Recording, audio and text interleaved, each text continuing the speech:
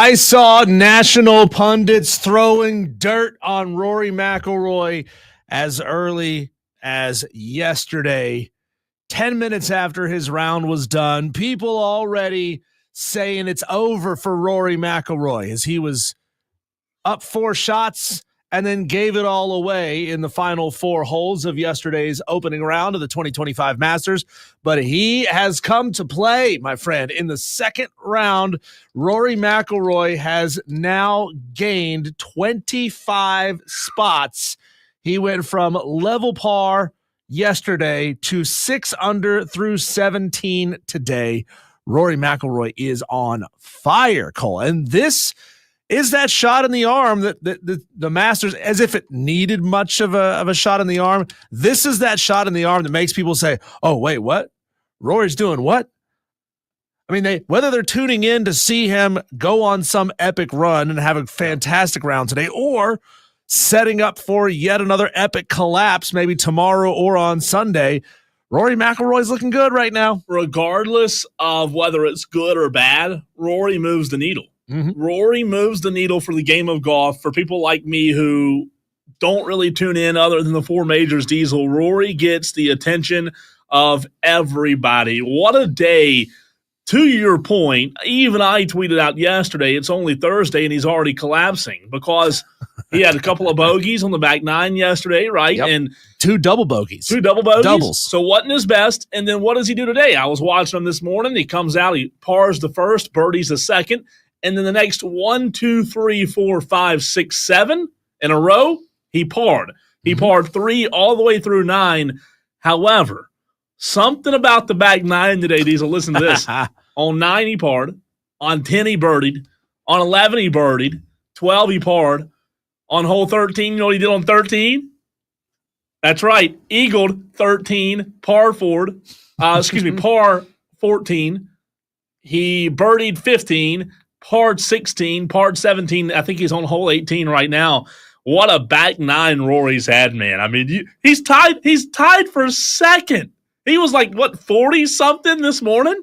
He's surged. I love it. I absolutely love it because he's the guy yesterday I said, Diesel, on the show, that I want to see wear the green jacket this year, complete the career Grand Slam. What a day he's had, man. These par 5s have shown themselves to be extremely scoreable over these past 2 days. There have been 5 eagles on the par 5 second. There's been 3 eagles on the par 5 13th. There have been 3 eagles on the par 5 15th.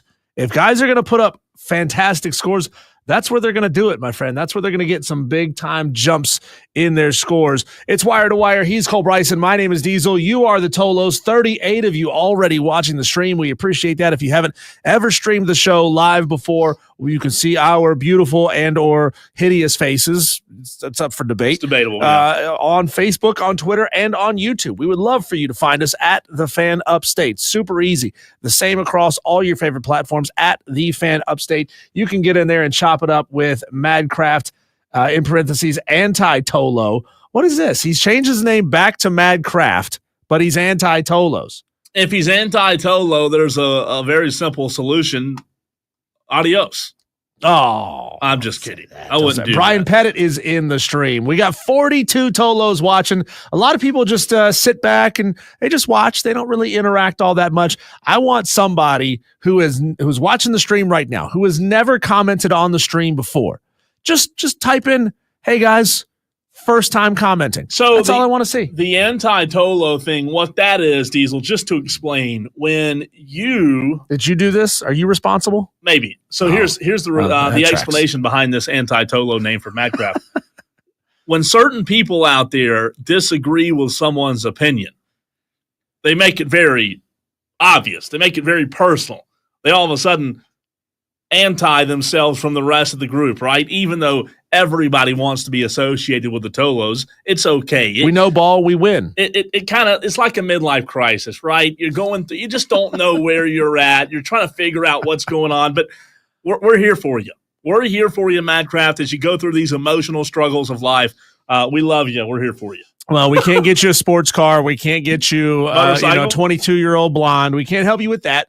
but we can entertain you for the next couple of hours. We'll keep you up to date with what's going on with the Masters. Going to get a little deeper into how a lot of these golfers who are sitting in the top 5, the top 10 right now, how they typically perform on day 2, and see if anybody has just kind of got those jitters, right? A little nervous in the service. It's just stuck in their heads. We're also going to be bringing on 2 great guests today in the very next segment. David Newton of ESPN. He covers the Carolina Panthers. He's going to be talking Panthers draft with us. We got, maybe a story of a big-time SEC quarterback extorting his team for more NIL money just before the transfer portal window opens up. What? That story coming up at 3:45. Brett Siegel, national NBA insider and reporter for ClutchPoints.com. He's going to come on at 4 o'clock.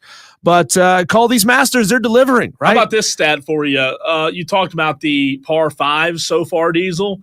Rory McIlroy, 7 par 5s he has parred or better in the first 2 rounds. Again, 7 par 5s he has parred or better.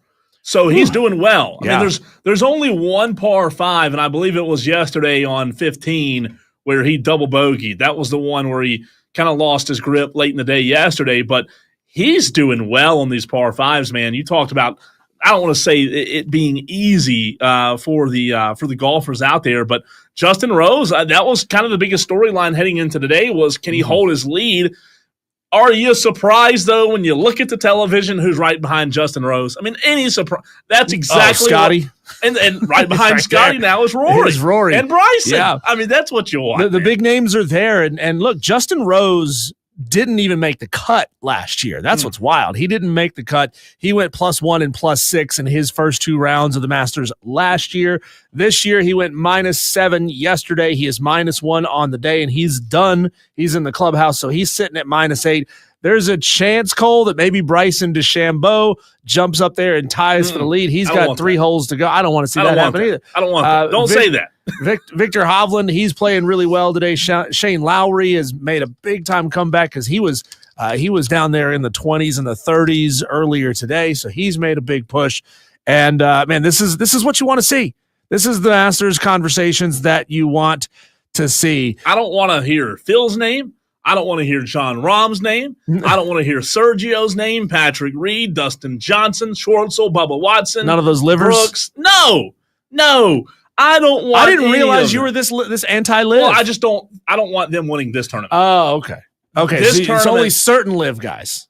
Well, I just think when it comes to the Masters, they shouldn't be there. Number 1, number 2. I want to see Scotty and Rory, like I said yesterday, go into Sunday and really grip the 1 and 2 spot. I don't want to see a live guy win the Masters, and I'm sorry, I don't want it. I don't want to see a non-American win the Masters. I'm with you there. But that's live. Right. Well, here's the crazy thing. We got Justin Rose and Rory McIlroy, both of them Brits in first and second place. Bryson DeChambeau, the highest-ranked American, tied for second at -6 overall. You got Matt McCarty, whose name I've literally never heard before today, sitting there and tied for 5th. You've got American Scotty Scheffler tied for 5th as well. Now, he's lost a couple of positions today. He played real well yesterday, shot a round 168, and he is now -1 today through 5. Scotty's going to have to make a push, though. He's going to have to make a push if he wants to stay right there. Now, the cut line, if you know at the Masters, you get 50 golfers in the cut.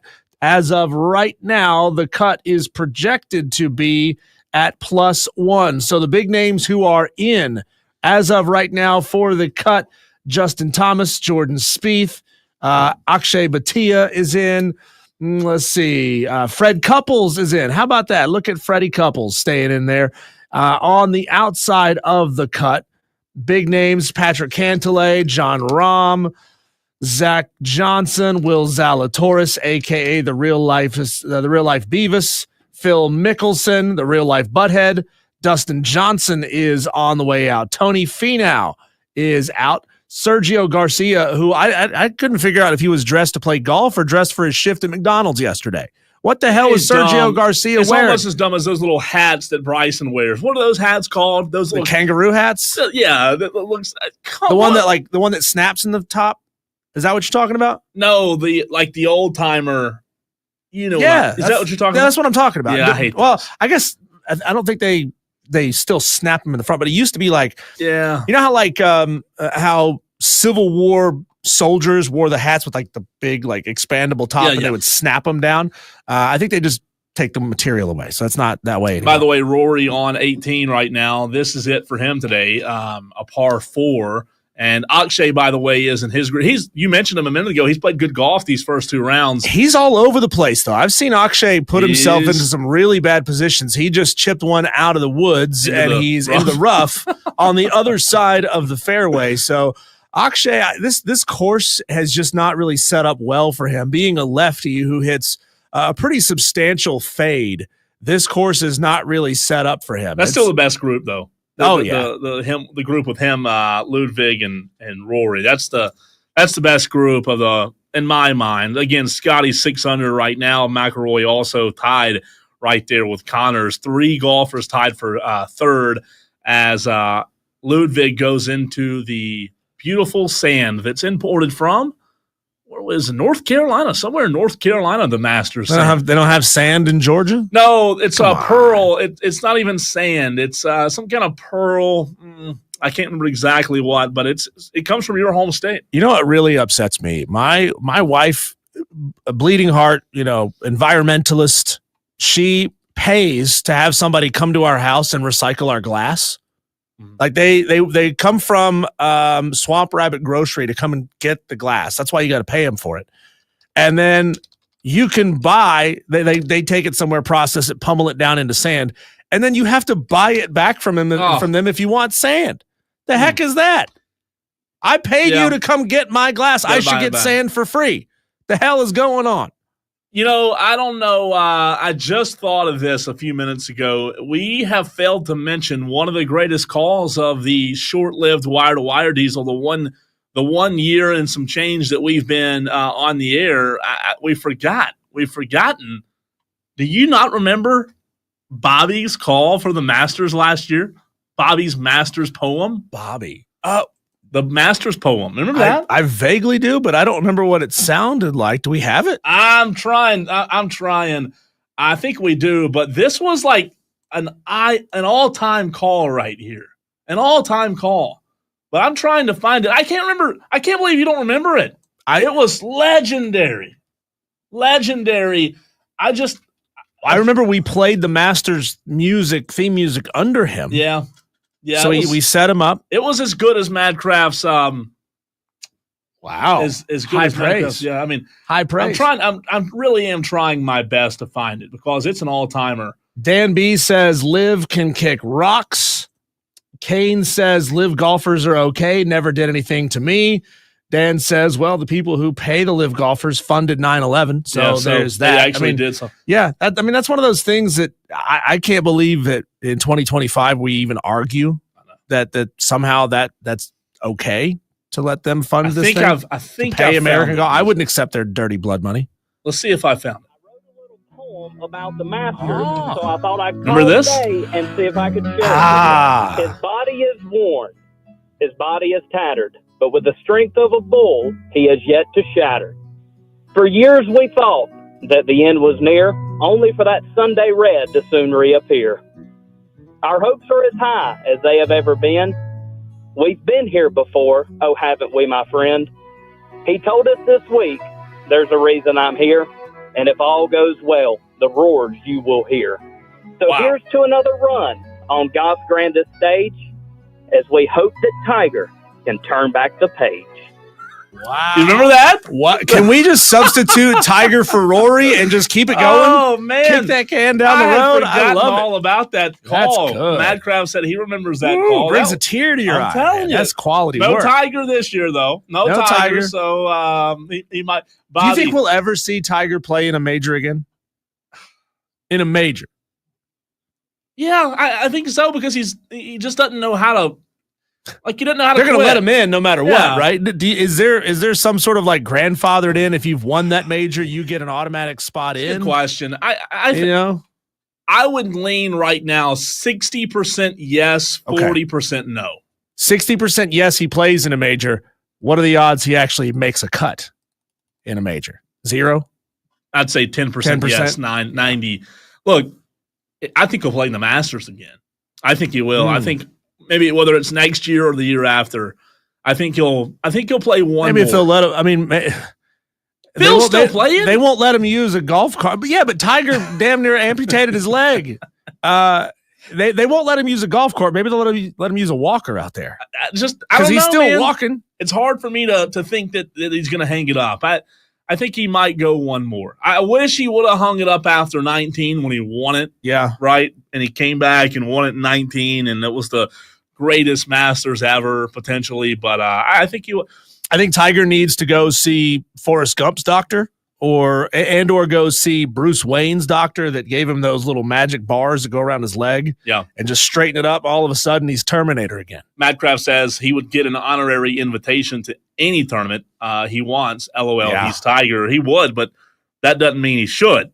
I mean, it's hard to watch him. What was it? Was it last year when it was just so hard? Or was it the year before when it's just so hard to watch him limping around? What do they call them in NASCAR? Provisional? Not provisionals. Yeah. Is that what they call them? Provisional starts? Yeah. And it just again, I just would rather not see him than him out there limping, rubbing his back, putting, I don't want to see Tiger out there drawing attention away from the golfers who actually have a chance to compete and win this thing, right? Oh, no, not Tiger. Tiger's drawing attention. No, surely not. Ken Griffey Jr. would follow him all day. Well, that's the problem. Even if he does play, it doesn't matter how bad he is. It's going to. And you know what? Like, I know I might get shot in the street for saying this. I'm fine with it the way it is this year. I'm fine with no Tiger because, look, the golfers who are at the top of the leaderboard are getting the deserved attention. They're getting the attention as they should. Let the story be the story. Yeah, again, no hate there towards Tiger Diesel, but Justin Rose played an unbelievable round of golf yesterday. Bryson, all of a sudden, look at Bryson. He's climbed his way into second, which I don't want to see. I don't want to see Bryson in second. Hopefully, he'll struggle down the stretch as he's got 2 more holes today, I believe. But no, I don't want to see Bryson win it. It's just you've got right now the best golfers, and you throw in a guy like Connors and Shane Lowry, you've got the best golfers at the top, and that's what you want to see. And we talked about it yesterday. Lucas Glover did not have a good day yesterday to open the tournament.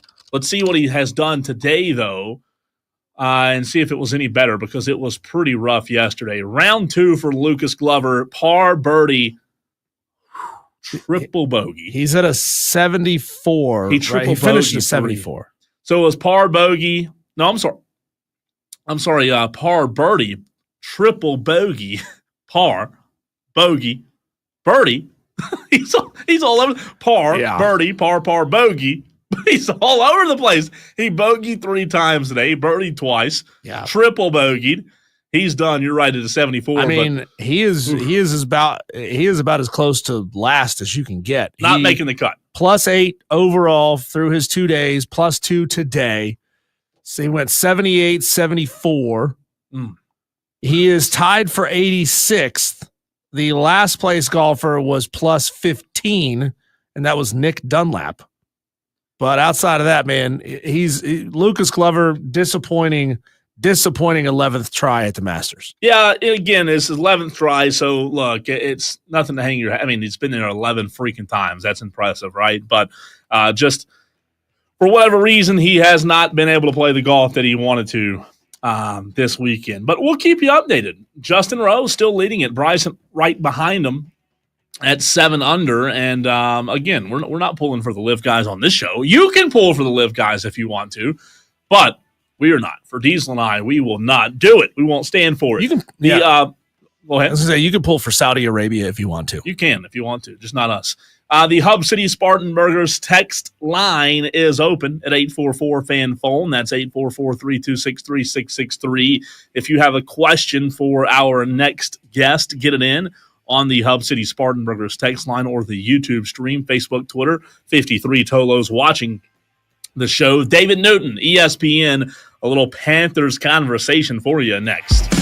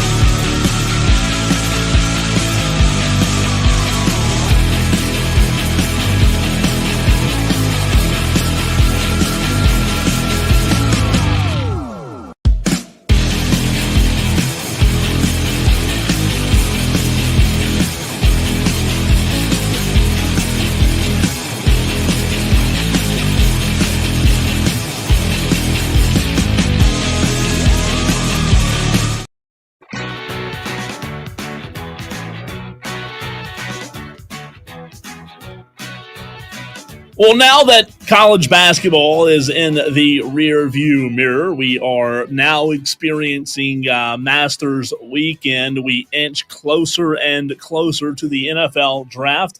And to talk about the NFL draft from a Carolina Panther perspective, we bring in good friend of the show, David Newton, who we always enjoy bringing on the program. David, the Carolina Panthers had a decent positive ending toward the 2024 end of the regular season, right? A little bit of positivity to build around. Would you say that positive ending has also built a pragmatic approach to what the Panthers are doing heading into the draft?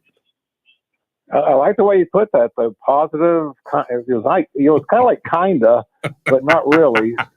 So trying like to be as nice as I can, Dave. No, I think you're right. I mean, they did have a lot of positive things happening in the season. None bigger than Bryce Young appearing to be the guy that could lead them forward at quarterback, and that's answering a big question if he's really the guy, which allows them the flexibility to focus primarily on the defense. I mean, the offense, I think they pretty much set, except for maybe adding a wide receiver in the draft. But yeah, I think the way they are now, again, I know they're going to say best player available, whether it's offense or defense, but it's going to be best player available that fits their defensive need, because that's kind of where they are right now. And there's some really good players there at 8, and even if they trade back, it wouldn't stun me if they traded back. Depends on who falls to them. But yeah, I think they're in a good shape to continue the rebuild here. I don't know if they're, in the final phase yet. I would say they're in like maybe year 2 of a 3-year phase right now. But again, finishing the way they did with Bryce showing he can handle the job, to me was huge, because that again, if they had to go into this draft not knowing that Bryce could be the guy, wondering if Andy Dalton can be the guy that can play another year for them, then there'd still be a lot of indecisiveness here, and a lot of people wondering who they're going to draft at quarterback. So the way it's set up now, I think they're in a position where they can focus on just building, this defensive front, secondary, everything on that side of the ball, to the way they want to do that, to try to do what they did with the offense last year. David, development in a quarterback is never linear. With Bryce, we saw him fall way back to about as bad as a quarterback can be as a rookie in the first part of his second season in the NFL. But then obviously he took a couple of weeks off, came back, and he flashed, and he was fantastic relative to what he had been. What has the focus been from coaching this offseason to make sure that we're not in like a Paula Abdul opposites attract situation where it's 2 steps forward, 3 steps back? I mean, how do they ensure that this flash forward that we saw towards the end of the season sticks, and that's the baseline going forward? Well, I mean, I think they've done the things to make sure it sticks. They've kept the offensive line intact. They've got the center position sewed up where they've got some competition there. They've got the rest of the line in place. And I think that was really huge for this team last year, was they had the offensive line that played so much better than it did the year before. It was a disaster the year before.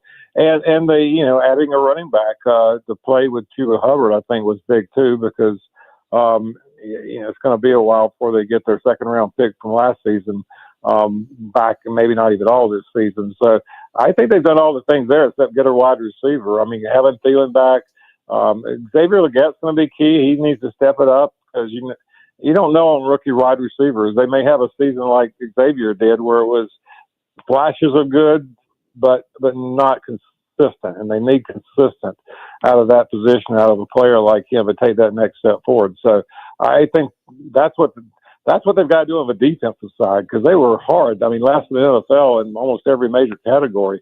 So they've got to get that shored up, and I think that's why I really think that assuming they keep all 9 of their picks, they'll probably use at least 7 of them on defensive players.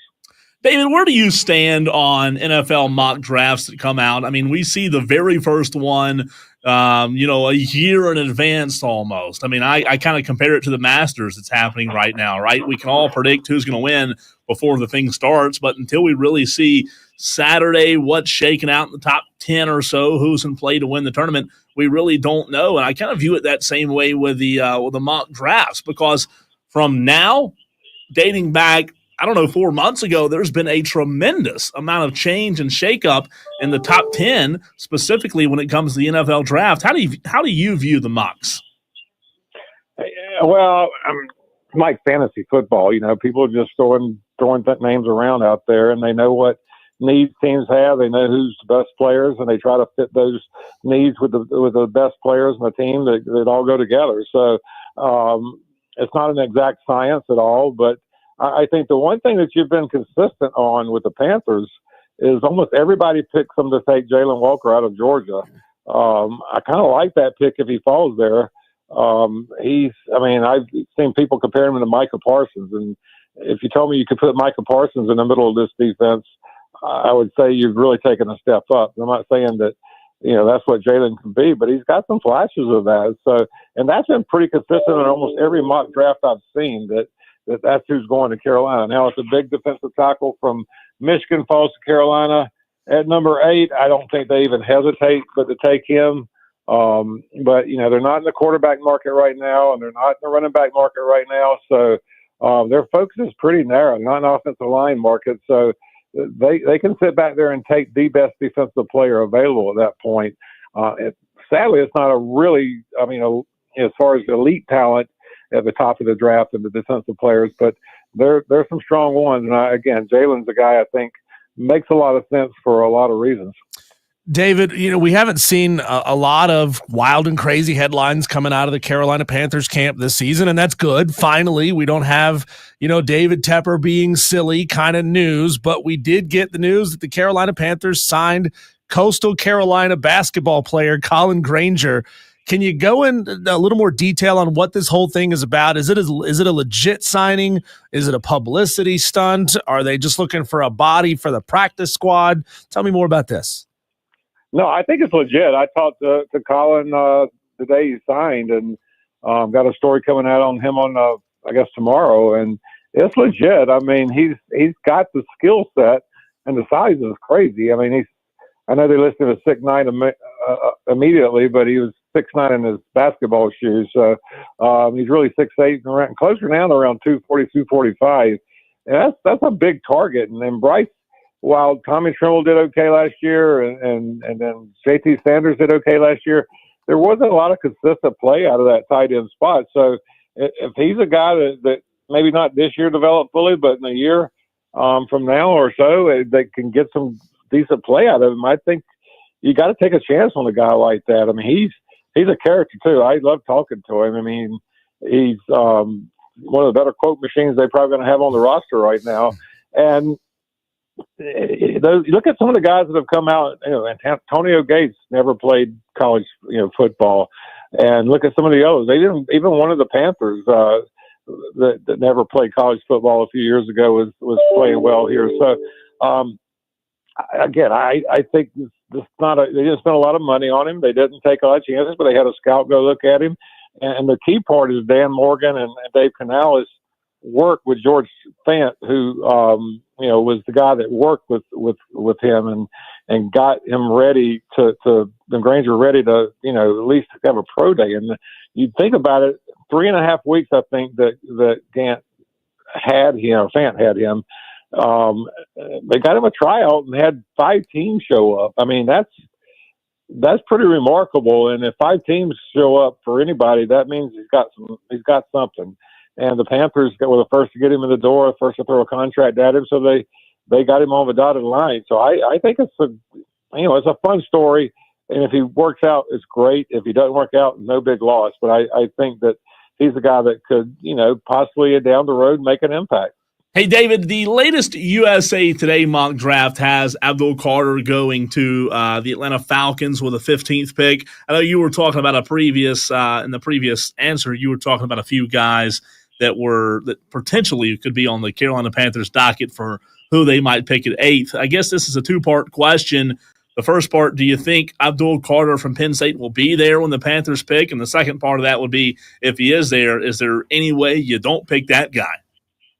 If he falls, first of all, I don't know how he drop him all the way to number 15. I know there was some injury things they were looking at, but if he falls there, that seems like a slam dunk because he's a really, really good player and would add to any defense out there. So I don't think there's any way possible he'll fall that far. I mean, it happens from time to time. You see guys fall, but I really don't see this, especially an elite defensive player like him. Find David Newton on Twitter at DNewtonESPN. A little preview of our next segment, David. There's a star quarterback in the SEC who it's been reported didn't show up to practice and is in NIL contract negotiations leading right up to the transfer portal window. I'm not asking about this specific player as far as becoming a Carolina Panther one day, but in your mind, how will scouts and GMs look at situations like this, which in my mind, from the outside looking in, kind of looks like extortion for more NIL money when it comes to evaluating that guy as somebody they may want to put on their roster? Are they going to look at that as a character issue, or is that just strictly it's business, it's college football, we don't want to have anything to do with that, we just want to know are they going to be good in our locker room? I think a little bit of both, but I think a lot of what you just said at the end, it's just part of the business. You got to take a look at those guys. I really don't see Carolina dipping into that, but I think that there'll be teams that'll, if that's what's available on draft day, they'll take a shot. David, I have a funny story for you. Tell me if this was untrue, partially true, or not true at all. But I was scrolling through TikTok a couple of days ago, and there was I'm not calling you old, but there was an old video. I am. Hey, well, you can say it, not me. It was an old video of, I believe it was Jeff Gordon, and Dale Jr. sitting side by side of the table. And Jeff Gordon did not like the question that was asked. Can you confirm if it was a little bit true, untrue, or not true at all that David Newton did indeed ask that question? I don't know if you remember exactly what question it was, but it was a pretty good piece of audio. First of all, it was Tony Stewart sitting next to Dale Jr. Tony Stewart. And Tony is one of those guys where he'll bash you one day and hug you the next. And you got to love him for that. But it was, I think, at Richmond, and it was the third straight race that there had been absolutely no wreck. And in the NASCAR world, that's pretty unusual. Yeah. And, we were all talking about it. So I asked Tony, I said, he ever been in a situation where you've seen three races in a row where there's been no wreck? So Tony came off with his usual, I don't know, I probably can't use it as a family show. So his usual snarky remark and kind of left it at that. Yeah, Dale Jr. was laughing his head off. He was. So I was mildly amused at it. And the back end of that story is the next day I was at a Tony Stewart fundraiser. I think it was over at the hospital in Charlotte where he was donating a huge amount of cash and for the children's hospital over there. I think that's right. But, I'm standing there and he comes up behind me and gives me a big bear hug. So, yeah, again, Tony's he loves stirring the pot, even when the pot doesn't need stirring. He could have given a straight answer. Like Jeff Gordon would have given a legitimate straight answer. And while we're here, I got to say this because Jeff Gordon's former PR guy, John Edwards, I don't know if you saw this, he passed away this week. And it's really tragic news. He was still, 52, 53 years old. So I just want to send condolences to his family and anybody with the Hendrick Motorsports and everybody associated with him because John was a class guy and John, he was a special person, but I really, my heart's kind of a little sad just because of what's going on with that. And, and Al Pierce, he was 82, I believe, legendary guy in the garage riding, and he passed away this week too. So NASCAR lost a couple of good ones this week. So, wow, yeah. I mean, appreciate you saying. I know your show's not about that. Yeah, but no, it's really. I still keep up with these guys and as much as I can, and it's just sad when you hear these things, especially John, because he was still, right in his prime age. So I'm much older than John was. So. You already called me old, so well, you kind of did. But. David, with Hawkeye technology fully taking over this year in the NFL, I know you retweeted something about this a couple of days ago about the chain gang staying on the field, even though they're really not going to have a whole lot to do going forward. Do you think it's inevitable that the chain gang eventually comes off the field entirely, or can they find ways to keep these guys involved? Maybe an extra set of eyes for the referees. I think it's time to just eliminate them completely. I mean, I think the laser technology they've got now that should do it. I mean, we've got instant replay to back up anything else that you need to confirm whether the spot was right or anything else. So if they want to do it for aesthetics, just to look like the old NFL, great. But I think, they've changed enough in the game that I think it's just really time. It's probably should have been done years ago. David, always appreciate you, man. Great stuff as always, and the draft will be here soon. Great coverage on your Twitter and on ESPN.com. We'll talk to you soon. Thanks a lot, guys. Appreciate it. David Thanks, Newton, David. ESPN. Always a fun visit when we get to visit with him. Good stuff, dude. I got the driver wrong, but I'll have to pull that audio, Diesel. That was hilarious. His question to Tony Stewart, man. It was one of the Kim Mulkey type, snarky response back. It was good stuff. Kim's always good for 2 or 10 of those every single press conference. Yeah. When we come back, Cole, I alluded to it there with David Newton, the SEC quarterback that seems to be extorting his team and his fan base for more NIL money. Oh, isn't it great now that we have NIL in college football? We'll talk about that next.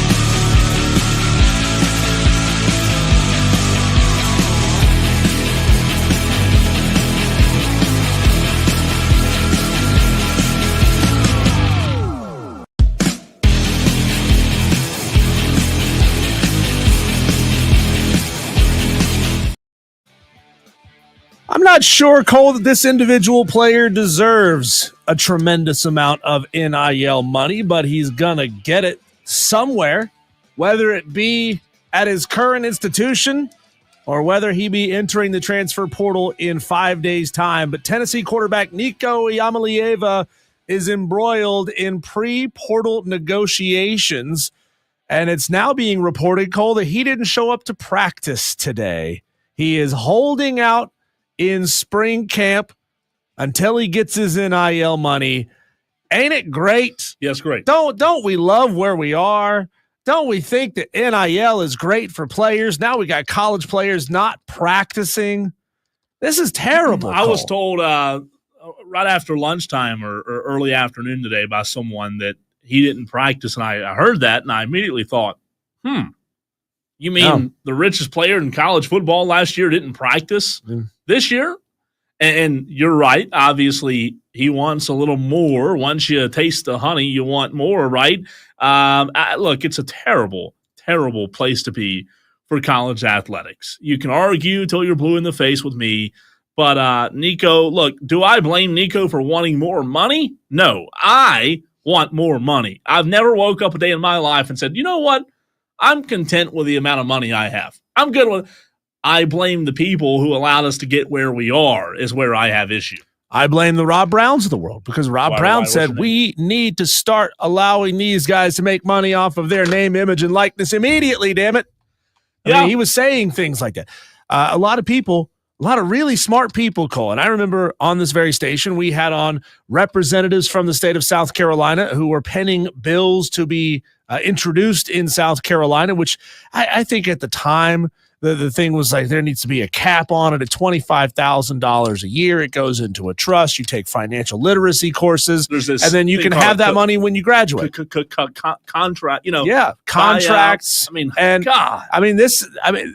Nico. I remember when he first was recruited, and the rumors of his NIL money and how much he was getting were coming out, and people were saying he was getting like $6 million, $8 million to go to Tennessee. Now it ended up being far less than that, but it's still seven figures, still $1.2 million he got paid to be at Tennessee last year, and he had a good freshman season. I mean, he wasn't lights out, he wasn't gangbusters. He did get his team to the college football playoff where they got absolutely trounced by a better team and a better quarterback there at Ohio State. But this is it's terrible for football. I don't want to see players extorting NIL collectors for more money, or I will enter the transfer portal and I will go. Well, it's pro football 2.0. I mean, that's what it is. It is pro football 2.0. And if you don't think it is, I don't know what to tell you, because there's no difference about the two levels of football in terms of players getting paid, having holdouts, wanting more. It's pro. It's no longer this innocent college game that you thought it was to begin with. They said, look, instead of doing it under the table, let's just open it up and take the restrictor off. And, it's the wild west. I blame, and I think Kane said this. Kane says, I blame the fans. The fans are in some way culpable for this, and the fact that they fan the flames on this kind of stuff, right? There are those fans who don't really love the football. They don't really love NFL football. They don't really love college football. They love the finances of the contracts. They love saying that so-and-so is the highest paid player. They love saying that so-and-so is getting this or that in their NIL, but they don't really care, right? They don't care what's best for the team. They don't care what's best for the game. They only care that they get to retweet that Nico is potentially going to get $2 million in NIL. I'm just making that number up. There are those fans who that's the aspect of the game that they really like. They love the contentiousness of the contract negotiations. They don't care about the struggle inside the locker room and on the field. Let's go to the phone lines quickly. Kev wants to weigh in. What's up, Kev? What's up, fellas? Hey, How Kev. are you, man? Man, hey, Cole, first of all, man, my mama told me to tell you was a cute dude, man. I don't know how I feel about this situation. I saw Kev last night. Cole's single, too, by the way. Don't get Cole beat up, man. I'm saying. I wish Kev's mama happy birthday last night. How was hey, man. birthday dinner okay, man? It did. Hey, man, you know I don't bring many boxes home. Well, in my young days, I never brought a box to the house. Last night I had to get a box, man. I don't know how to feel about that situation either, man. I had to get a box last Well, night, look, it was not shouting them out because they're not a sponsor. They should be, but always good food where you and I were at last night. Your mom, Right. I don't know. I mean, she looks young. I mean, how did she turn yesterday? 28 and let her tell it, but a hot 71. Well, she looks great. Ooh. She looks great for 71. She really does. Yeah, man, you can't do nothing Mon Dukes, man. I'm telling you. I done met Miss Cold Dukes a couple times, man. Miss Cold Dukes, she all right people too. It's good to see you, man. Yeah, hey, but check this out. I'm about to be on my best Benjamin Buttons because I'm finna go get me some of this NIL money, and I'm gonna stay in college for 7 years. You should. You should. Listen, bro. Why not? Why not? Because you think about it, bro. If you about to give me, I've went through elementary, junior high school, and I ain't had 3 red cents to rub together. Now you gonna give me $2 million my freshman year? Well, I said you give me a little change my freshman year to do what I need to do. Then my sophomore year, you're gonna give me $2 million to go somewhere else or wherever I'm at. Yeah. Hey man, listen. If you're gonna get a bag, get the bag, but work hard, man. That's right. That's all I ask. I like work it. hard. Thanks for the And call. take care of the boys on the team. Absolutely. I like it a lot. Good advice there. Thanks for the Thanks, call, Kev. Kev. Always a great call. We go back to the phone lines in the very next segment to talk a little basketball. The NBA season wraps up this weekend. We bring in Brett Siegel, national NBA insider and reporter for ClutchPoints.com. That's next.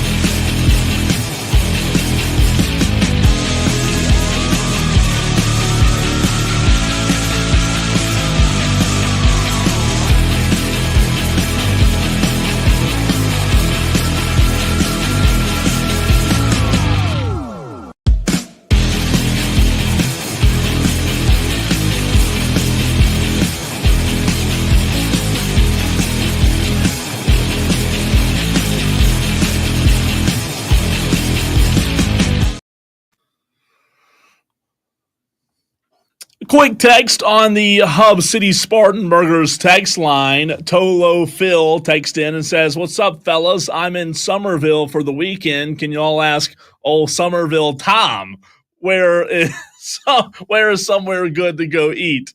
So Tolo Phil asking Tolo Tom in Somerville for some dinner recommendations. Hopefully Tom can get back to us on that. Phil, appreciate you listening wherever you may be right now on the free Odyssey app. But let's talk a little NBA basketball as the regular season comes to an end this weekend. We bring in good friend of the show, Brett Siegel. He is a national NBA insider and reporter for ClutchPoints.com.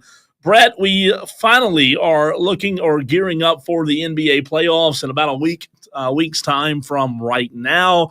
In your mind, from what you've seen down the stretch of the regular season, if you, Brett Siegel, had to give me one team that you feel like is in the best shape to make a deep run, not named the Boston Celtics, who would you say?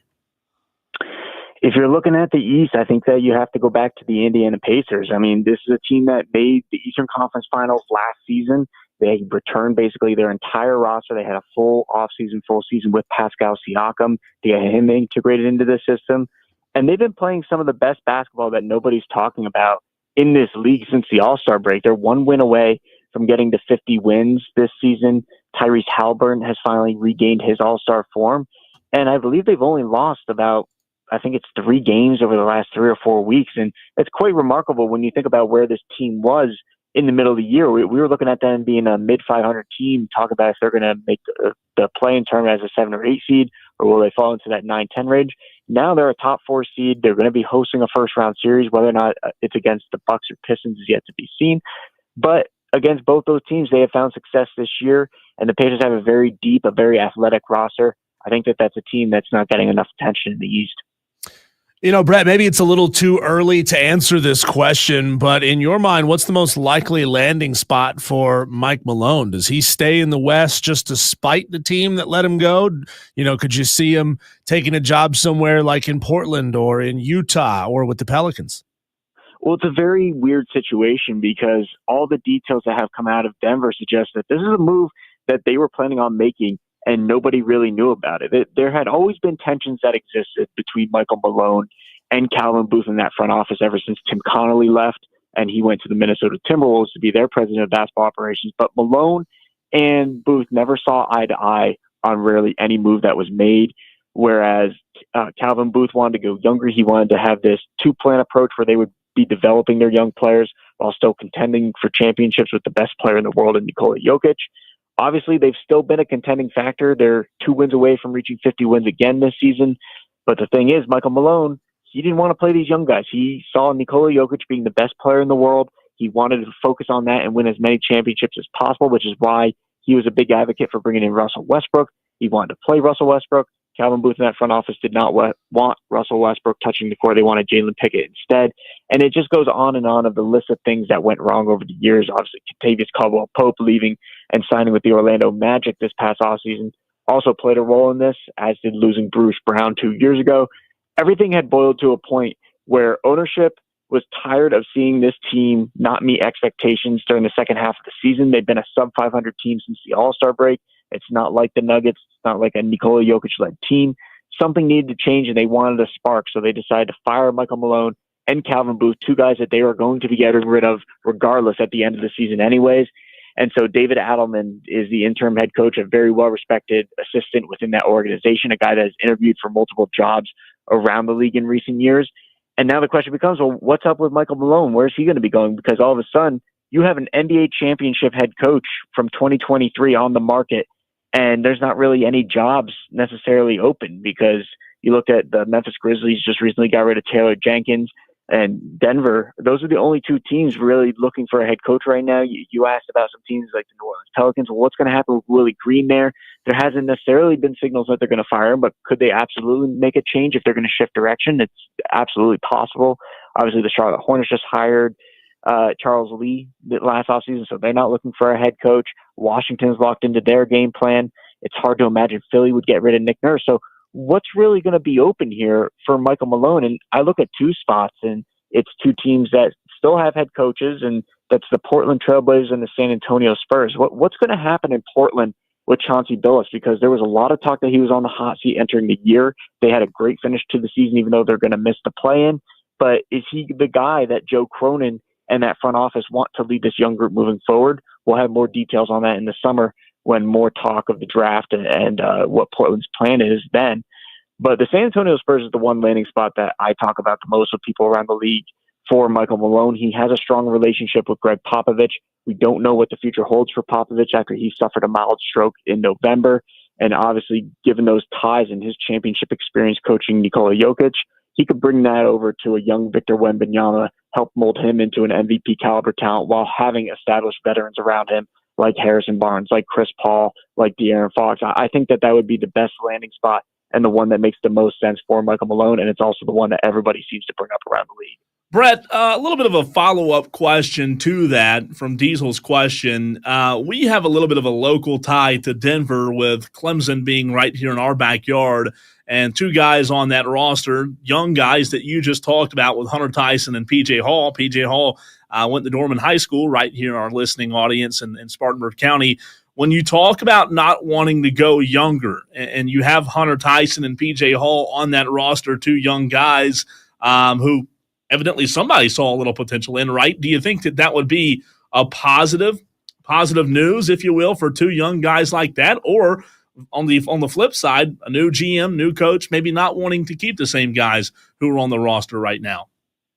I think it certainly factors in when you're talking about guys like P.J. Hall and Hunter Tyson and a guy like Jalen Pickett, for example, that we mentioned, who out of Penn State, he's in his second season with the Nuggets, and he's a guy that we've already seen him have an elevated role since Michael Malone being fired. In that one game, he was fantastic, taking over the backup point guard spot with Jamal Murray out. So I think that Jalen Pickett is obviously the guy that's going to benefit the most. You're going to see Julian Strawther benefit the most, but there's certainly going to be opportunity moving forward for guys like Hunter Tyson and P.J. Hall to crack this rotation and potentially be long-term building blocks in Denver. And that's especially true because we don't know what this front office is going to look like. Are they going to promote from within with assistant general manager Tommy Balchadis, or are they going to go out and get an established name? Will they make a run after some big names that could potentially fill that front office void? Bob Myers being a guy that has been mentioned as well. Will he leave ESPN and go back into the world of general management and president basketball operations for a hefty price? So there's a lot of unknown questions there, and that will factor into what this roster is going to look like moving forward, because Nikola Jokic isn't going anywhere. One could assume that Jamal Murray's not going to be going anywhere after he just signed that big contract, but Michael Porter Jr.'s future is going to be in question. Aaron Gordon's future could suddenly become in question. If those two guys are moved or one of them is moved, that opens up opportunity for Hunter Tyson or a guy like P.J. Hall. So there's certainly opportunity for growth if the Nuggets are going to look to fully establish a youth movement here. It's Wire to Wire with Diesel and Cole Bryson, talking to Brett Siegel, NBA insider for ClutchPoints.com. LeBron said he wanted to play with Bronny. LeBron has had his year playing with Bronny. Looking pretty good as of right now, 49-31, just a couple games back there in the West. In your mind, is there a target that if the Lakers make a certain round of the playoffs, that feels good enough for LeBron, and LeBron may ride off into the sunset? Is it championship or bust? He wins a title. He says, okay, I'm out. I want to leave a champion.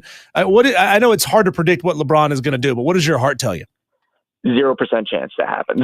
LeBron James has always been a player that holds himself to a very high standard, and he's going to go out on his terms. He's not going to have it be, I won a championship, I'm just going to go out silently. He is the league's all-time greatest scorer, no matter how you look at it. He number one on that record, 21-time All-Star, 20-time All-NBA. He's going to be 21-time All-NBA after this season. Who knows if he wins another championship or not, but the goal for LeBron, and when I have conversations with people around the league, it always comes up when we talk about LeBron, he wants to retire after 23 seasons. That's always been the goal for years. His number 23, Michael Jordan's 23, he's always wanted to make it to 23 seasons. Could that mean that he could go on longer? Absolutely. It depends on how his body feels, and he said that multiple times this season, that he's not putting a definite timeline on when he's going to retire because he feels great at 40 years old, and we've seen it on the court. He's still looking like he's in his mid-30s and in the prime of his career. It's quite remarkable to look at his accomplishments this season at 40 years old. So to answer your question in short, no, he is not going to be retiring after this season, regardless of what happens. Will it happen after the 24 or the 25-26 season? Possibly, because that would be year 23 in the league. But then obviously Bryce James, will he be in the NBA? Will he go through the draft? Will LeBron look to play with him and Bronny? These are all questions that are going to be hypotheticals moving forward. And when people talk about LeBron James' retirement, but regardless of how far the Lakers make it, he will be back for the 25-26 season. Brett, you have a much better pulse on what you think will happen in the postseason than I do, but I'm going to tell you what I want to happen, and you tell me why it will not happen. And if you in your heart of hearts think it will happen, that's fine too. But I want the Celtics, who I think are on their way to winning back-to-back titles. I want the Celtics and the Lakers in the NBA championship. Why, in Brett Siegel's mind, will that not happen? It comes down to a few things. I think that it comes down to their three-point shooting and their health. I mean, we've seen the Celtics completely change their game plan this season compared to where they were last year. They moved the ball really well. They didn't necessarily rely on threes as much, but they were one of the best three-point shooting teams in the league when they won the championship. This year, they're heavily reliant on threes. It's been their whole offensive philosophy, and I kind of compare them to the Houston Rockets teams from a few years ago when James Harden was there with Mike D'Antoni. It was just take as many threes as possible and beat the team from the perimeter. The Celtics have more diversity than that, and they have the ability to put the ball on the ground and get to the rim with Jaylen Brown, with Jason Tatum and others, but they have relied a lot on three-point shooting, and to me, that's a concern heading into the playoffs. Maybe not as much in the Eastern Conference, but especially against the Western Conference with teams like the Thunder and the Rockets sitting at the top, who are some of the best defensive teams in the league. And then when you go down the list there in the West, you have nothing but experience and teams that have won championships before. The Lakers, the Nuggets, the Warriors, all teams that can defend really well out on the perimeter and have what it takes to win a championship and have done it before. So that's kind of where the concerns lie there with the Celtics with the three-point shooting. Then obviously the injuries. Jaylen Brown has not looked like himself over the last few weeks. He has said multiple times that he's been dealing with a knee injury. They haven't really released many details as to what that is. Is it a knee strain? Is it a sprain? Is it just a bruise? We don't really know here, but he has not looked even close to the athletic self that he normally is. And to me, that's a concern because Jason Tatum cannot carry this team on his own. Kristaps Porzingis is relegated to being a three-point shooter on this team and pick and pop scenarios. Drew Holiday isn't the same player he was when he helped lead the Bucks as a two-way player on offense and defense a few years ago to a championship. So if Jaylen Brown is not healthy for the Celtics playoff run, look out, because maybe they will still make the NBA Finals, but they're going to have a tough time doing so. Brett, do you look at any of the actual NBA first-year rookies or first-time playoff guys that you think have a chance to make a big impact in these playoffs? That's a really interesting question, and I think that we have to immediately go to the Western Conference, and we have to look at the two teams that are sitting at the top, with the Thunder and the Rockets, two of the youngest teams in the NBA. The Thunder are the youngest team in the NBA, yet they've claimed the one seed in the West in back-to-back years, and that's something that doesn't get talked about enough. Shai Gilgeous-Alexander is going to be the MVP this season, but the big thing for him and starting to cement his legacy is how is he going to play in the postseason? Because the Thunder got bounced in the second round last year, and they didn't look like the same force they were during the regular season in that postseason. Can they really establish themselves as a young team in the playoffs this year when they go up against teams that have done this before? Because in their first round series, they're probably either going to go up against the Mavericks or the Kings. If the Kings get there, they've made some noise in the playoffs in recent years. They've won in the play-in. They won that there. They made the playoff series. We'll see what happens there. But if it's the Mavericks, I think that's going to be a really interesting situation of how will the Mavericks size of Anthony Davis, Derek Lively, and Daniel Gafford, and you can even throw PJ Washington in that equation. How is that size going to bother this Oklahoma City Thunder team that isn't necessarily the best rebounding team at times? And I think that there's some very interesting narratives that could be painted here when you look at the Thunder's experience versus those bottom teams in the West. You have the Warriors could potentially fall into the play-in tournament. You have the Timberwolves, who just made it to the Western Conference Finals a year ago. There's experienced teams there that could cause a headache for this young team like the Thunder. Brett, great stuff as always, man. We appreciate your time, and we'll do it again soon. Absolutely. You guys take care. Have a great weekend. Thanks, too. Brett Siegel, NBA insider and national reporter for ClutchPoints.com. A few more minutes left in this segment, Diesel, and we'd be remiss if we didn't get to probably the biggest news of the day. And this came in About 1:55 or so, I was on the road, saw it pop up on my phone, and let me pull up the tweet here. Lulu Kesson of the Greenville News, who appears on the Fan Upstate quite frequently with Rob Brown, broke a huge one today. And I mean almost a million views already, 2,000 tweets, 2,000 retweets already on this post. Not good news for the South Carolina Gamecocks. Lulu Kesson's tweet 2 hours ago, Diesel read, "I have confirmed Malaysia Fulwiley will enter the transfer portal. Oof. The star sophomore and hometown kid will look for a new home after 2 seasons at South Carolina." Just massive news with the potential that she had, Diesel. But you and I read this Daily Wire the other day about Florida State's guard coming in, the nation's leading scorer, and that probably had a lot to do with it. Could have. Yeah, that's rough for the South Carolina Gamecocks. You know, people, elite talent doesn't really transfer away from Dawn Staley. And I would be shocked if she didn't end up in either Stewart's, Connecticut, maybe end up at LSU with Kim Mulkey. Please don't let that happen. But you know, there seems to only be a handful of programs she could be going to. And are we at the point, Cole, where NIL is drawing women's college basketball players away from their institutions? Well, we'd be ignorant to think that money doesn't have something to do with it, Sure. right? I mean, I'm not saying it does. We don't know. We don't have the inside scoop by any means, but is the sky blue? I mean, come on. There's a good chance that money had something to do with it. But for a player, Diesel, that I've seen many times make plays where I go, oh my word. I thought Malaysia, being from Columbia, she went to Keenan High School, I thought she was going to stick around. And you know what? There was a lot of rumors going on this week with her mom and things on message boards about playing time and not being happy, and I get it. She come off the bench, but I think you just brought up Kim Mulkey. Mm-hmm. I think Kim Mulkey said it best, and my buddy Tony brought this up to me earlier today. Whether we love or hate Kim Mulkey, she said it right, and asking the question, how does Dawn keep 10 McDonald's All-Americans happy? Mm-hmm. Eventually, I'm not saying it's Dawn's fault, but eventually, Diesel, somebody's going to want to leave. Yeah, you can't stack up so much talent that they, you know, championships aren't enough. You know, so these players want playing time. They want individual awards. They know that NIL money and draft status and things like that are dependent upon them having breakout seasons and being stars. And that's true of any player at any sport.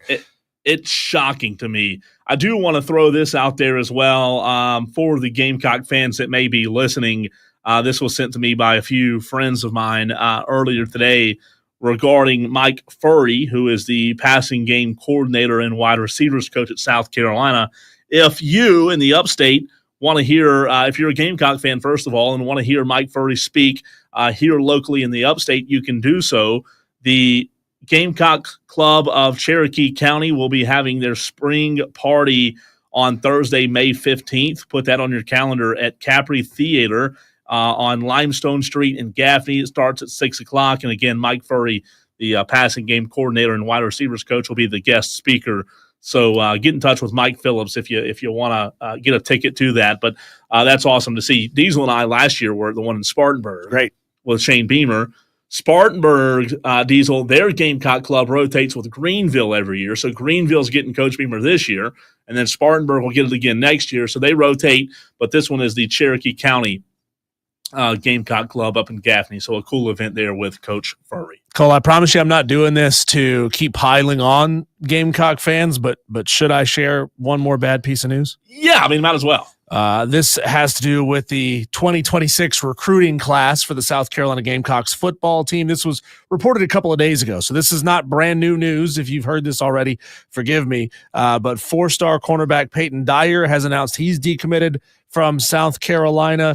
He is the third player in the 2026 class to decommit. He joins linebacker Rodney Colton and 4-star quarterback Landon Duckworth as players who have decommitted from South Carolina. Those second two decommitted days and days ago, but the newest one obviously, is that cornerback who just left the South Carolina Gamecocks He's recruiting a good player. class. Good player from Duluth. He's a good player. It'll be really interesting to see where he goes. When we come back, Cole, the NFL has made a groundbreaking decision, and I think it's for the better.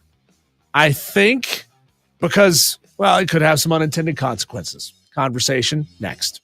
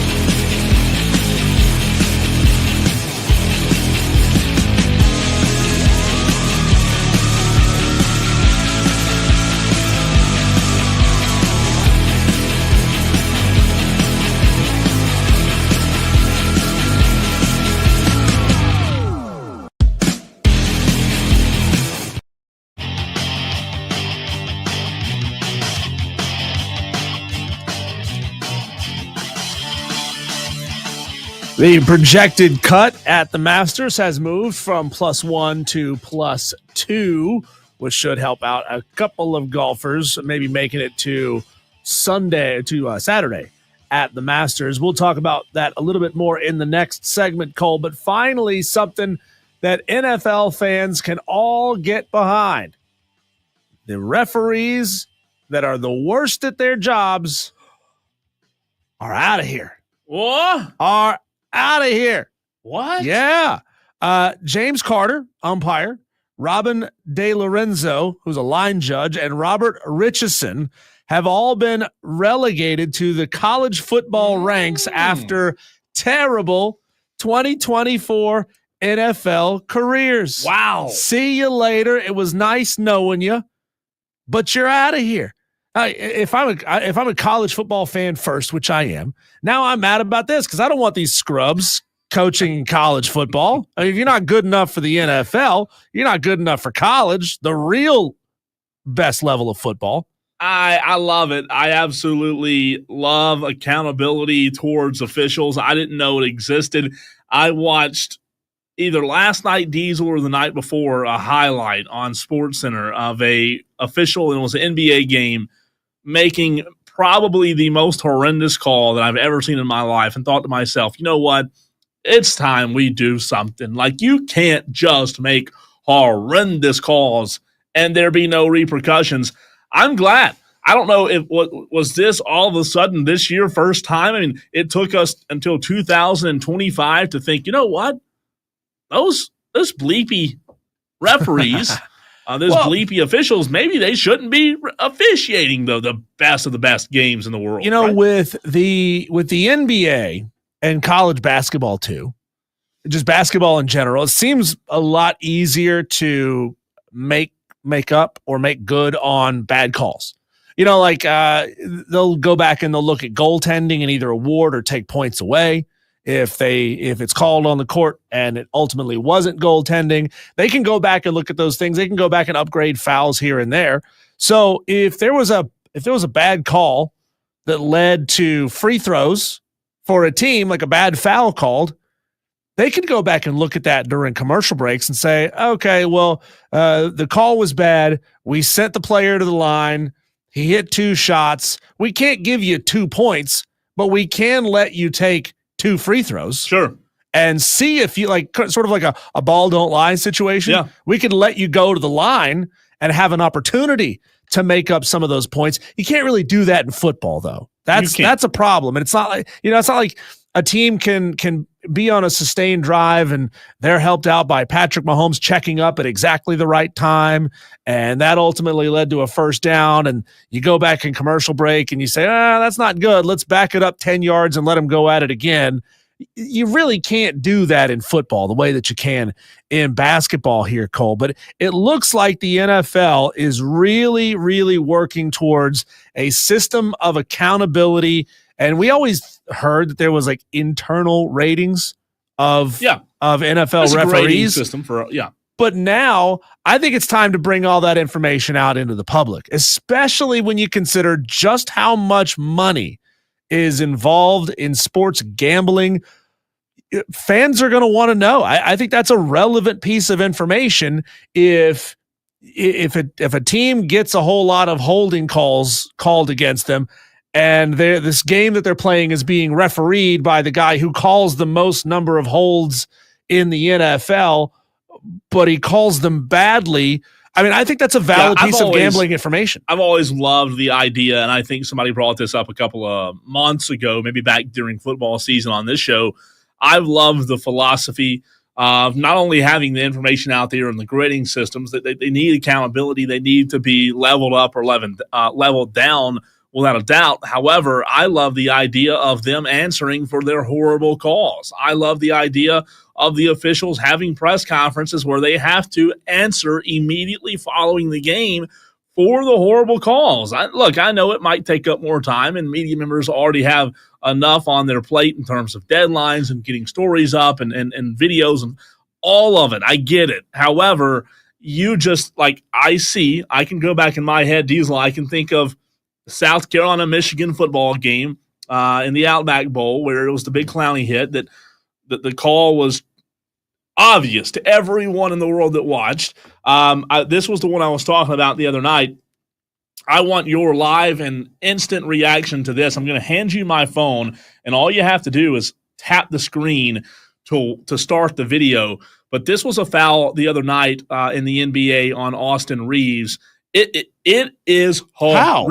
Huh? He didn't even touch him. How? What do you mean? He didn't even That's touch him. explicit. I mean, Diesel. It's unbelievable. Was it at least called a foul on the court, or was that called a shooting foul? I don't know, but there was no contact. There was no contact. Oh my god! You see what I'm saying? I mean, it's coming down towards the end of the second quarter, so That's you my got to point. assume Like, that they might have been in the bonus by that point. This is horrendous. Which everything would be a shooting foul at that point. Horrendous. And going back to college football officials and the Saints Rams NFC Championship game that I can remember that ended a few years ago with the Rams going to the Super Bowl and the Saints not getting the PI call right there. I mean, somebody has to answer for these type of things, and I love what the NFL is doing here. You know what I would really love to see, Cole, and you being an avid sports gambler, I think you and a lot of people who are hardcore gamblers, they would love to gamble on just how accurate these referees are. Like That'd be easy. if referee Jim Smith, I'm just making up a scenario here, is 65% accurate at calling holding calls. Well, I would want to know that during the game, and I would want to be able to gamble on it. Is he going to be better than 65% accurate? Oh my God. Is he going to be worse than 65% accurate? I mean, think about it. That's a whole new level that you could gamble on. Yeah. Gambling on the accuracy game by game of referees. I mean, that's a whole new tracking system. You gotta watch every single individual play with a tremendous amount of scrutiny and say that's a hold, no hold on that play, that kind of thing. It goes back to what you said with there being so much money involved, with there being so much money at risk. Like you Tolos out there can text in or call in with your worst calls ever, but I can just tell you this, Diesel, the LA Rams should not have been in the Super Bowl. Like point blank period, the LA Rams should not have been in the Super Bowl. It was an egregious no call with them and the Saints on the no PI right there at the goal line. It was as obvious. Sean Payton, I thought, was going to absolutely lose his mind. I go back, like, just think, this is the conversation that stems from the topic that you brought up. How many champions at all levels of sports and how many games would have different outcomes today if the officials didn't blow the call? My Cowboys, 2015, the Dez catch, right, where it was ruled incomplete, and then the NFL came back and said, a few months later, we got it wrong. It was a catch. Like, you just can't have that. Officials are too important.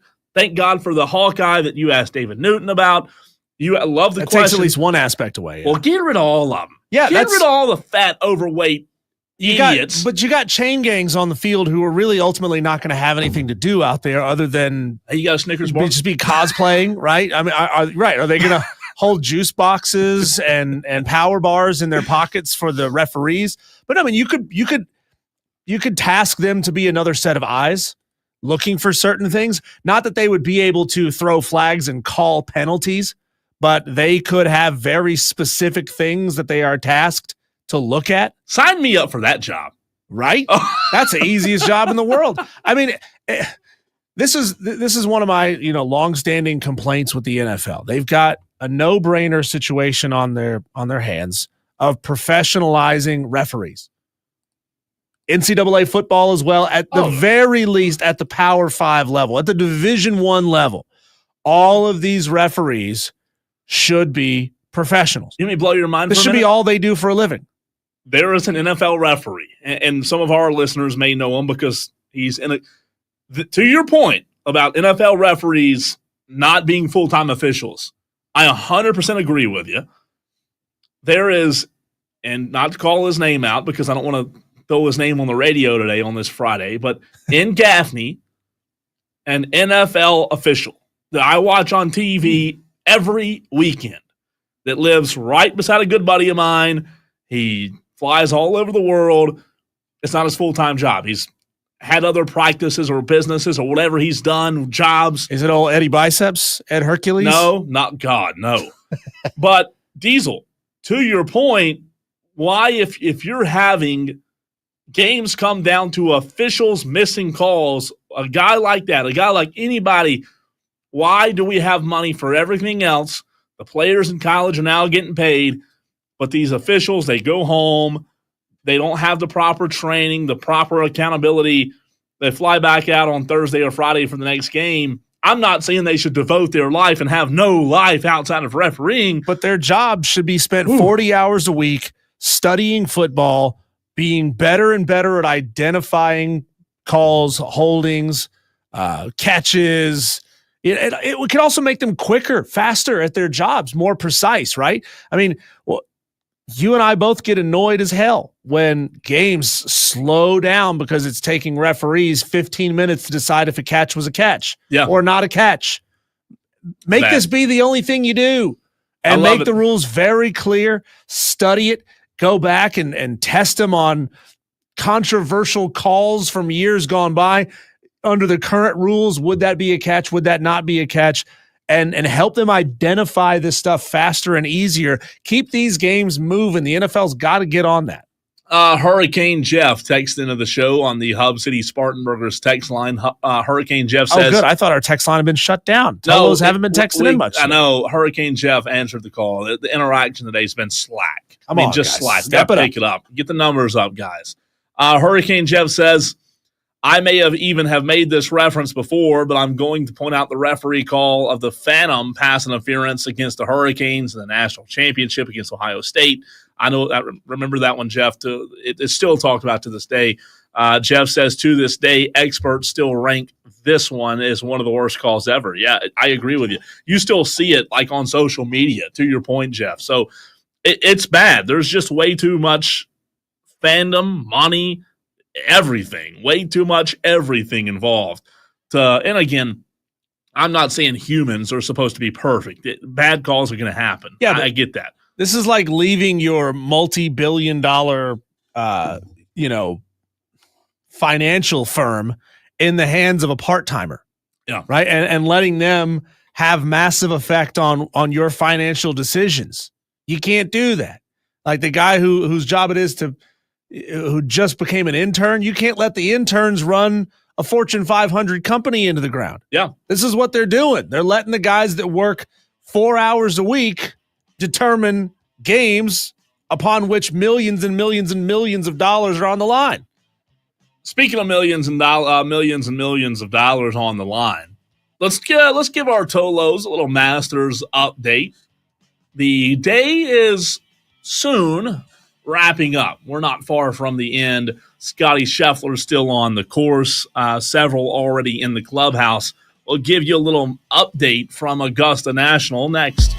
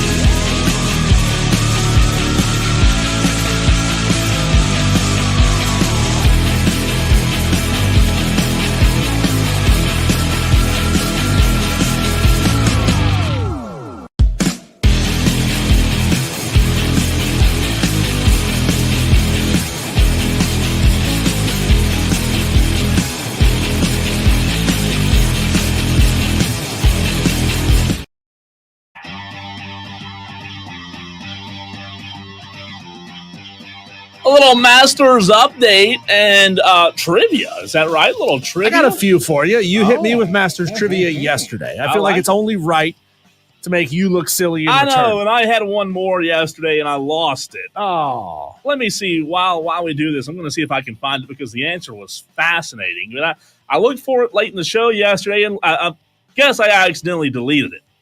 I don't know why I would have done that, but a fantastic day on the golf course for Ireland's own Rory McIlroy, man. What an effort today. Just an exceptional round. Diesel, the back nine. Here's the back nine today for Rory.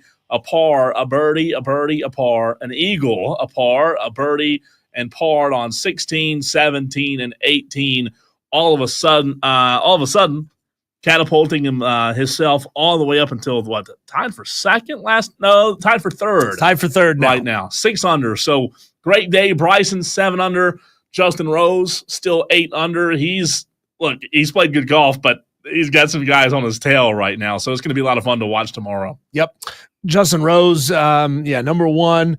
The big movers so far on the day have been Rory McIlroy, up 24 spots from where he finished yesterday. Rasmus Højgaard. I think it's Højgaard. How do you even say that? It's an O with a slash through it. Rasmus Højgaard.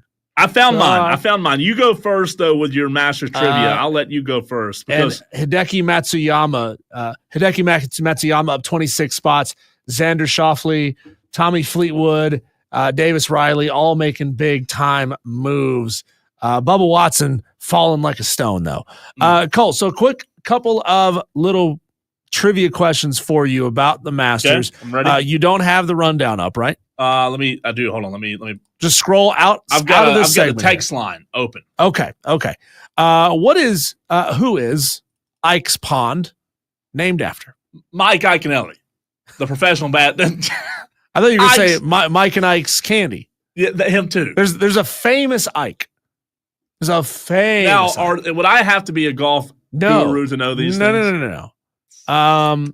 This individual held the highest office in the land at one point. Ike.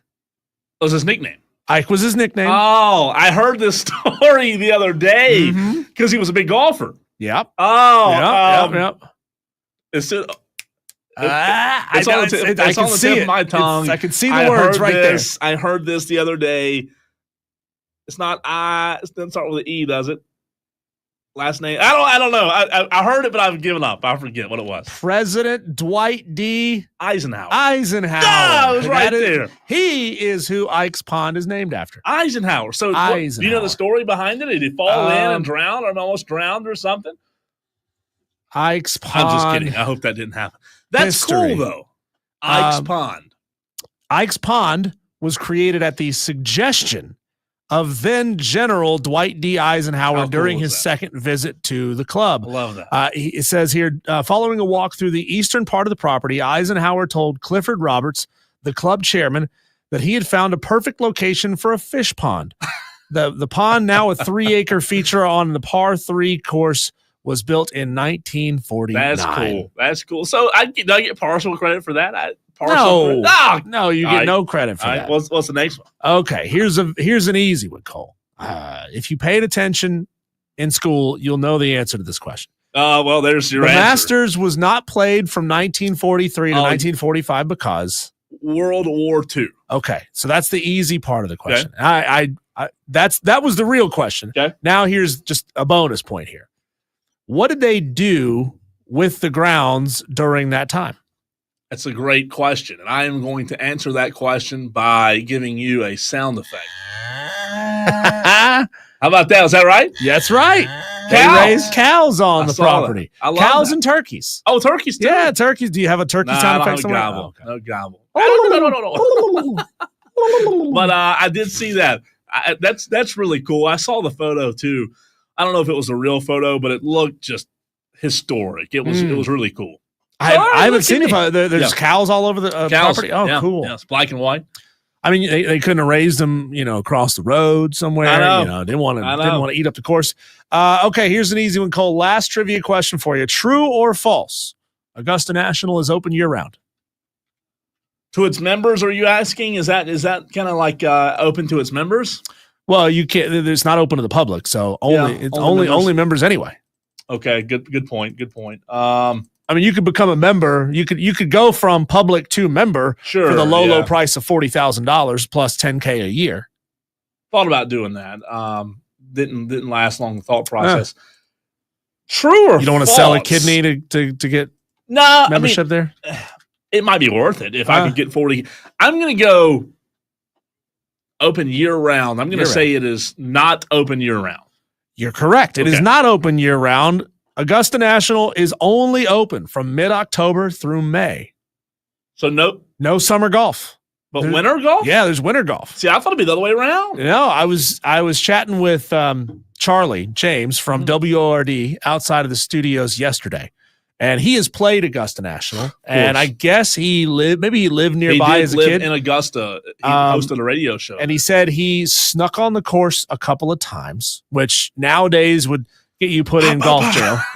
But he said he was talking about the course and how in the summertime, they maintain it, obviously, because you can't just let it go. Yeah. And then get it back into shape for the winter. See, again. I would think that you didn't want to be on it during the winter, though. They paint. They dye the grass green. Did you know that? I've heard that. I didn't know if it was put true green dye in the water that they water the grass with to make all of the grass that even green color. Because I was just blown away. I was like, how in the hell does this course not have a single dry spot, dead spot, nothing? It's because they dye the grass. You know what to me is most fascinating about this course? I looked. Oh my gosh, that was a tough. Ball. That's not fair. It rolled That's out. not fair. Rolled out of the pine This is straw. how professional golfers maintain. No, that was luck. There's Scotty somebody. No. There's somebody up there in those bushes pushed it down. Throwing golf balls out there. That was Scotty too. Yeah, Scotty Scheffler put one way off the green. Where is he on 12? And he's falling to 9. And somehow the ball lands up in the trees. And then just bloop, Scotty rolls right.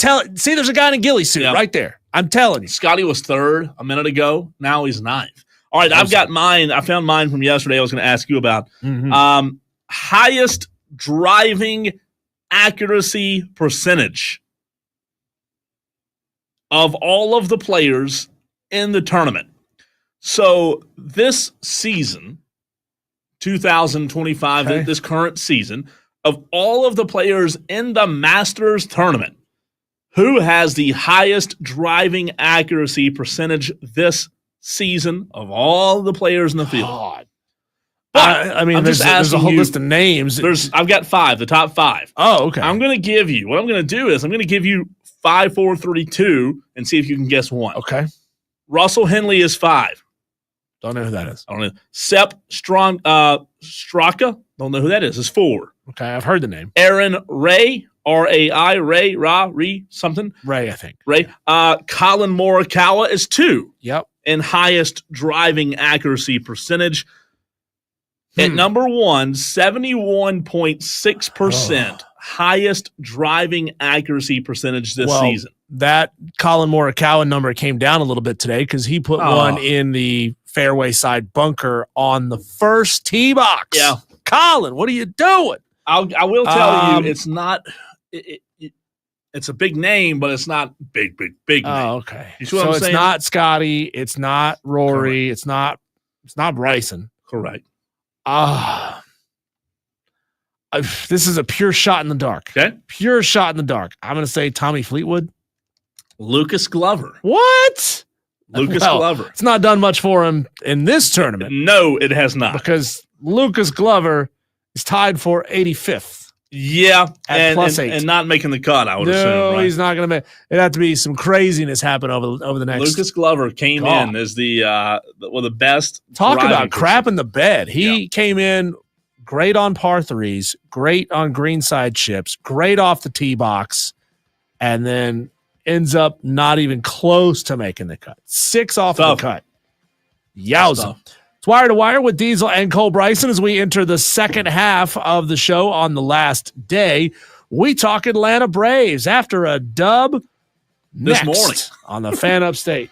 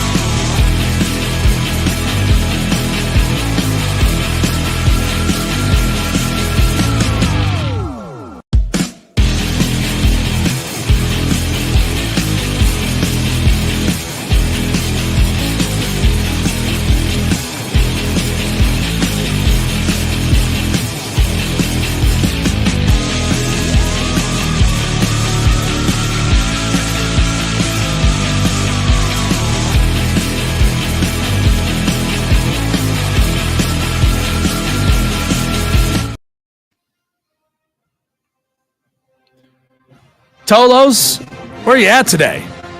Oh, I'll do it. Since the Braves won a game, I'll kill the intro music for Madcraft since they got the win this morning, right? yeah. Tolos, where you at today? Jump into the comments section on the stream. Text in on the Hub City Spartan Burgers text line 844-326-3663 as Cole plays his audio mea culpa, admits that he was wrong to Madcraft by playing the Braves theme. Man, what a game last night for the Atlanta Braves, getting the series win Ozuna. against the Phillies. Marcell Ozuna with a walk-off home run in 11 innings to get them their first series win of the season. Madcraft will probably tell me I'm not allowed to celebrate a Braves win because I said they sucked, right? That's got to be coming at some point during this segment. They did get a series win last night. Against a good team. And they Very good didn't team. they didn't get a series win against a bottom feeder. They got a series win against a good team. Spencer Schwellenbach, he went 6 innings, gave up 7 hits, 1 run, and 5 Ks. 15 of his 25 first pitches were strikes. He was laser focused. 7 ground balls, 4 fly balls. He was getting hitters on top of the ball. He unfortunately, though, doesn't get the win call. That goes to Jose Suarez, who had 0 Ks, 3 walks, and pitched only 1 inning. That's bullcrap, man. If I'm Spencer Schwellenbach, I'm pissed because my money is involved, or is affected by how I'm rated and scored over the course of a season. You know what? I want to be very clear about something. I do, number one, stand by what I said last week that the Braves sucked. I do. But I also want to be very clear, Diesel, that the entire time I said that, I never once said, just for those in the stream, I never once said, I hope they're never good again. I'm a Braves fan. I've been a Braves fan. I'm an emotional Braves fan. So, of course, I'm going to say they suck when they suck. If I'm fat today, Diesel, guess what? Or obese today, a year from now, I might not be obese. Things change. The Braves had a great win last night, and Madcraft, yes, I can give them credit, and Ty Tolo were credits due because they played really well last night. And Diesel, you look at the lineup, starting to hit above the Mendoza line. Yep. Finally, Albie's at 200 now. Matt Olson's right there at 190. He's close. And even though Matt Olson went 0 for 4 last night, brought his average down, he did get an RBI in the game. So he is right. He is contributing, even though it's not individual statistic wise. He did get an RBI.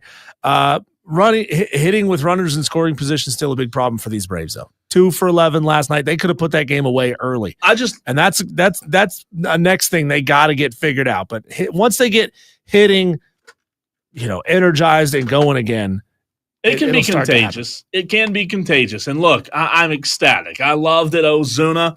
Was the one that walked it off because Diesel, in the midst of a very bad year last year, Ozuna was the most consistent player all season long for the Braves. And I like Ozuna. I know he's had some issues, but I like him. He's a good player, and he's had a really good career in Major League Baseball. So I'm happy for Ozuna. It was his 3rd hit last night. He was 5 of 3. He also scored 2 RBIs last night. He's hitting .316 right now. So .316. So the Braves sit at 3-9 through 12, Cole, and you it's well documented that you said the Braves sucked to start the season. What record do the Braves? What record would they have to achieve for Cole to say, not that I was wrong, because you were right at the time. At the time, time, you were right. Yeah. To change your stance to, well, they just got off to a tough start. Plus 500? Is it that simple? I'll say this. I watched last night via my site that my buddy sent me that is not legal, right? That's how you have to watch the Braves. I think they played good last night. I thought they did. It was tough because it was a weather delay. So to answer your question, what would it take record-wise for me not to say they suck? I'd say if they can go win this series against the Rays, I think they're right back on track. But you do reserve the right to go right back to saying they suck. Well, here's the reason. Here's what I want everybody who's listening today to understand. The reason I was so upset and emotional last week is, Diesel, when you dig yourself into that hole, it is very tough. Even if you play better, it is very tough to get out of that hole. And history tells you that no team to start 0-8 has ever made the postseason. That's why I was as upset as I was.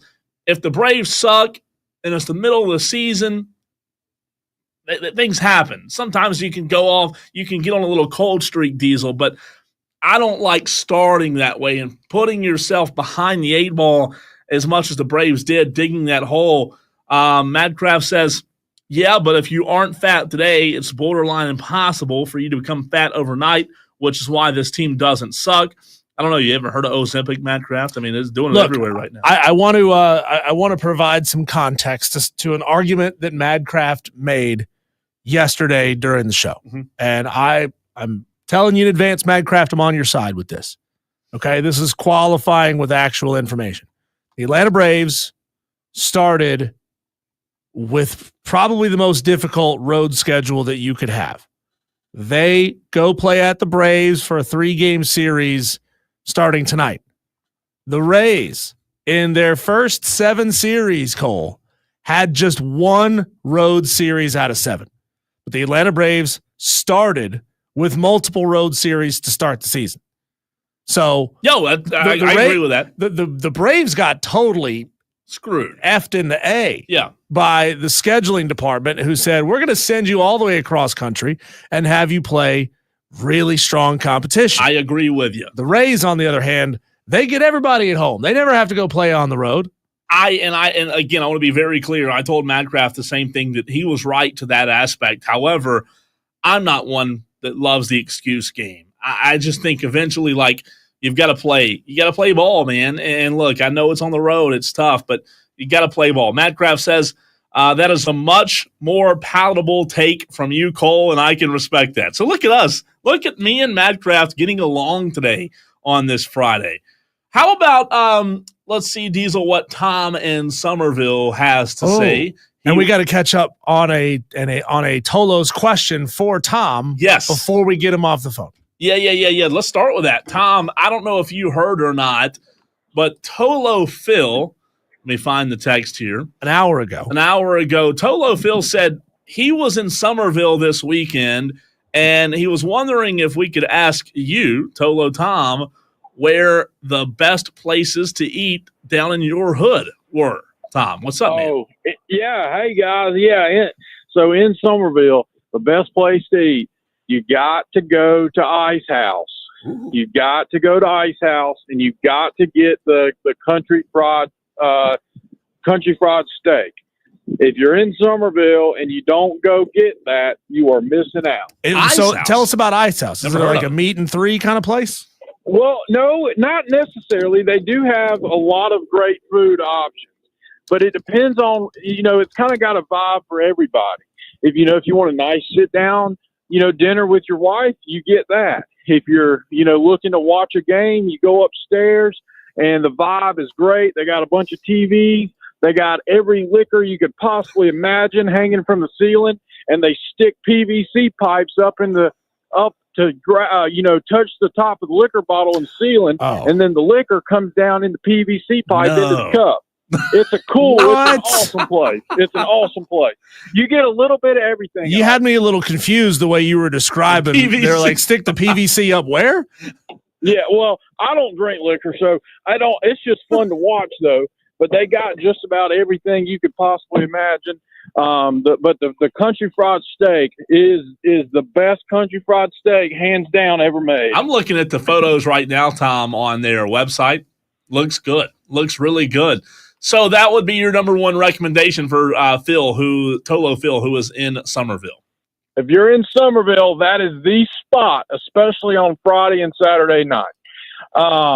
And also, if you don't want to go there, you got to go to Oscars. Oscars is Oscars. another. That's a little bit of a more romantic spot with you and the wife or you and whoever.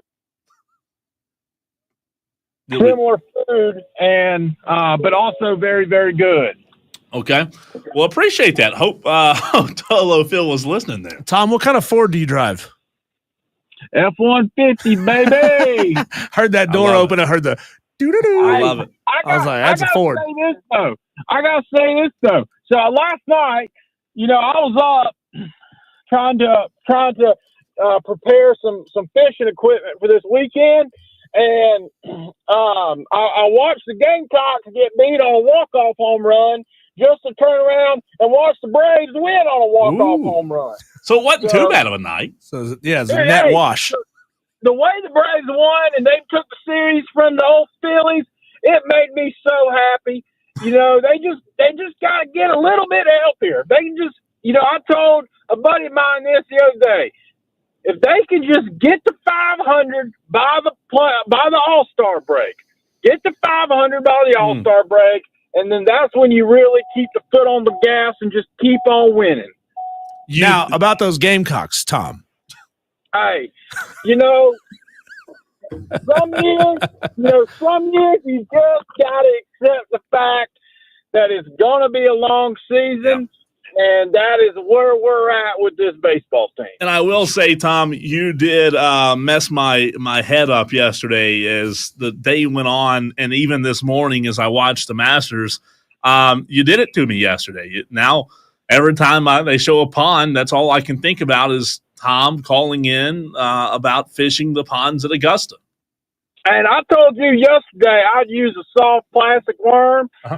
The more I watched it today, the more I told myself, if you got in through the woods, if you could just get in through the woods and you could get you a little live bait bucket, I would probably use a shiner if I was being honest with myself. A little live bait. Well, yeah, Tom, I'd be careful coming in through the woods because you got rookies out there peeing in the creeks. It's true. Hey, that's fine. As long as I get to fish, I don't care what they're doing. A little live bait. That would be deadly at Augusta at a golf course pond, wouldn't it? Hey, there's only one way to find out, Paul. How much? Last question for you. How Tom. fast can you run, Tom? Well- Because I don't need to outrun the law. I just need to outrun you. That's if where we I all was go together. That's where I was going. What, Tom? All kidding aside, what would you do in order to be able to fish the ponds at Augusta National? Would you spend a night, week, month? What would you have to do or spend in the clank to be able to fish those ponds? I'd take a week. I would accept a week. Now, here's the dilemma. You tell me this. You say you have 12 hours or 6 hours to go fish Augusta National, but you got to go spend a week in the local county jail. I'd take it. 6 hours for 6 days. That's fine with me. All right. That's fine with me. Thanks, Tom. Thank you. Appreciate you, Tom. Absolutely. Spend a week in jail. I don't want to go to jail, man. I look. You wouldn't do that? No, there's all kinds of weirdos in there that get arrested for DUIs and doing Bubba. stuff to kids and beating on their wives. I don't want to be there in there with them. I think I'd spend. I'd get a ghillie suit and I would learn how. I'd get a ghillie suit that looks like some pine straw. So I'd fish that pond, and as soon as I made a cast and reeled it back in, I'd go lay on the bank. That'd be even Can't more see me. noticeable. No, it wouldn't. There was that guy out there in the ghillie suit who threw the ball back out for Scotty Scheffler. I would love to know what the punishment would be. All kidding aside, if you did sneak in, fish the ponds, because here's the reality. I was getting to this a minute ago, but I forgot. I got sidetracked. Imagine that. ADHD, Cole. What fascinates me most about Augusta National, Diesel, is have you ever looked at it on Google Maps? Mm-mm. It's like a normal town. Envision Spartanburg or Greenville, just like right here. And all of a sudden, right across from the Arby's and Circle K, boom, Augusta's right there. But when you're watching on TV, doesn't it look like you're watching a third world or other world experience? It looks like there's not an Arby's for 50 miles. Yeah, you would There's think one across the street. you would think it's more Chipotle's and places like that, not Arby's. But and it doesn't McDonald's. look like there's it. watching on TV, it looks as if it's on some other planet. I mean, it just goes to show you, Cole, what 100 years of pumping the best possible feed and grass and money and I think everything the trees have these- a lot to do with it too, man. Yeah. The trees make it look like it's just on another planet. It really does. How about this text from Scotty from BMW? If it's a 3-piece text, let's see if we can piece this sucker together. Scotty says, "Hey guys, I went to Myrtle Beach this week." I didn't know where this was going. That could get interesting on that text. He says, "I listened to a sports radio station down there, and you guys are hands down such a better station, better programming, content, and overall energy. The station down there is like listening to someone read the newspaper about the Gamecocks. You know, I can only listen to so much about the 4th string offensive line and Towel Boy and the new Water Boy. It was miserable. Hashtag Scotty from BMW." Wow. Oh, that's great. Great Scotty. text. Appreciate that. Means I mean, a lot. look, there's a shoe for every foot, right? And there are those fans, they're on the spectrum, who want to hear about every teeny tiny little detail about the team. They want to hear that kind of stuff. Yeah. But we know that the vast majority of you, the Tolos, you'd rather be entertained. There's a place for It's it. not about having every little bit of information. It's about, can you present the information in an entertaining way that will get people talking? Yeah, there's a place for it, and it's just, radio this time of year, I'll say it's not easy. Like it takes. I'm not saying Diesel and I have cracked the code, but radio this time of year, you start slowing down with sports, and it does start to go into the dead season. So I can see where some people who Scotty may hang their hat on covering football, come April, May. What do we have to read about in football, right? You Sure. have to be a little bit versatile, if you will. I know you're not really a television guy, Cole, but did you ever see the series finale of Seinfeld? Like, do you know how it ended? People have been talking about it for like 20 years. So No, I'm ashamed to say that I don't. It ended up with them in jail. Okay. And they're all just sitting around kind of reminiscing about the past and all these in a small town, right? They're in a Yeah. small town. They go to jail. And then somehow everybody that they've ever wronged over the course of the television show is brought back to this town essentially to testify against those four as Gotcha. being like the biggest bunch of jerks who don't deserve to ever get out of jail. I just wonder if there's an on-site jail at Augusta. It's like you got There was in Louisville. you Ask got Scotty. 4 dudes, right? You got 4 dudes sitting in the Augusta jail cell. Like, what are you in for? Puking on the 12th. What are you here for? Throwing a soft plastic worm on the 5th. That kind of stuff. I will say, I would be if I didn't lose my job, if life could go on as normal, to be able to. I'd do a week with Tom. A week. I would. If all I had to One do week. was go to an Augusta National jail cell, hang out for a week. I'd be there. That'd be the coolest thing that ever happened to you. It'd be a great story, The right? pimento cheese sandwiches and egg salad I sandwiches. don't know if you'd get those. Whatever the I know there's like an Eagle's Nest special drink. I mean, but you got to sit inside like a 5 foot by 5 foot jail cell for a week. Sign me up. Yeah. That's the best story you could ever have. I would come out of there, do my time, and feel like a new man. Granted, I would go back and do it again because that's the It'd be coolest thing worth that it ever for a happened. week, man. Texter says you would be a legend in jail if they found out what your crime was. Yeah, that's what I'm saying. Like, Only if Bubba is a not golf in fan. your- yeah, Yeah, if that Bubba's could a golf fan, you're in good shape. If not, you're in deep trouble. It'd be tough, man. I obviously love fishing, and that would be that'd be tough to be at Augusta and not be able to know what kind of pigs lurk under those waters. Now, yeah, what's the worst penalty? Going to whatever county, Augusta County or Augusta City Jail, or being detained during the Masters on Sunday, but stuck in a cell, not knowing what's happening out on the course? if you got the fish, Think about that. Okay. Think about that. You act a fool on Sunday at Augusta National, and your punishment is putting you in golf jail, Golf and jail. you don't know what's happening out there. Man, that'd be tough. I heard some audio, Diesel, over the course of the past few days that I saved for today to end the week with a good debate. And this is going to require the Tolo interaction as well, because I can't remember the guy's name. I'll find it and I'll have it for you in the very next segment. But there is a very alive and well debate going on right now in terms of which sport is more difficult to master. The one where you hit the ball from the ground at the Masters, or the one where you hit a ball in the air with a bat. We debate. Want to hear from you, Tolos, as well, and I'll have the audio for you. Don't miss it. It's coming up next.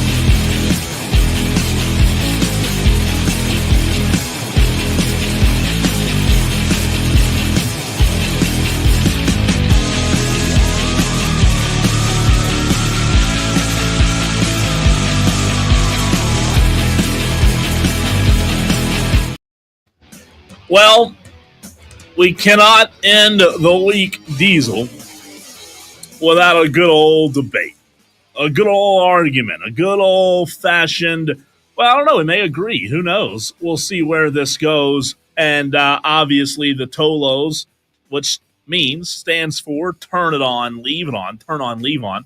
That's what we ask you to do every day on this show. The Tolos will weigh in. Well, how do you weigh in? I'm glad you asked the question. The phone line, text line, Hub City Spartanburgers text line, it's open. Write it down, save it on your phone. That way you don't have to rely on me to give it to you every single day. But it's 844-FAN-PHONE, 844-326-3663.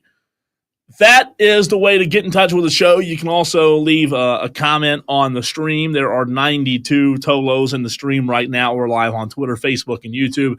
But Diesel, I'm going to set the scene with a piece of audio from CBS Sports with David Wright. This was, I saw this a couple of days ago, and I said, oh, man, I got to have this. David Wright, the pitcher? David Wright, the pitcher. And here is, again, it was the show Golf on CBS. David Wright was asked a fascinating question. Here is the audio.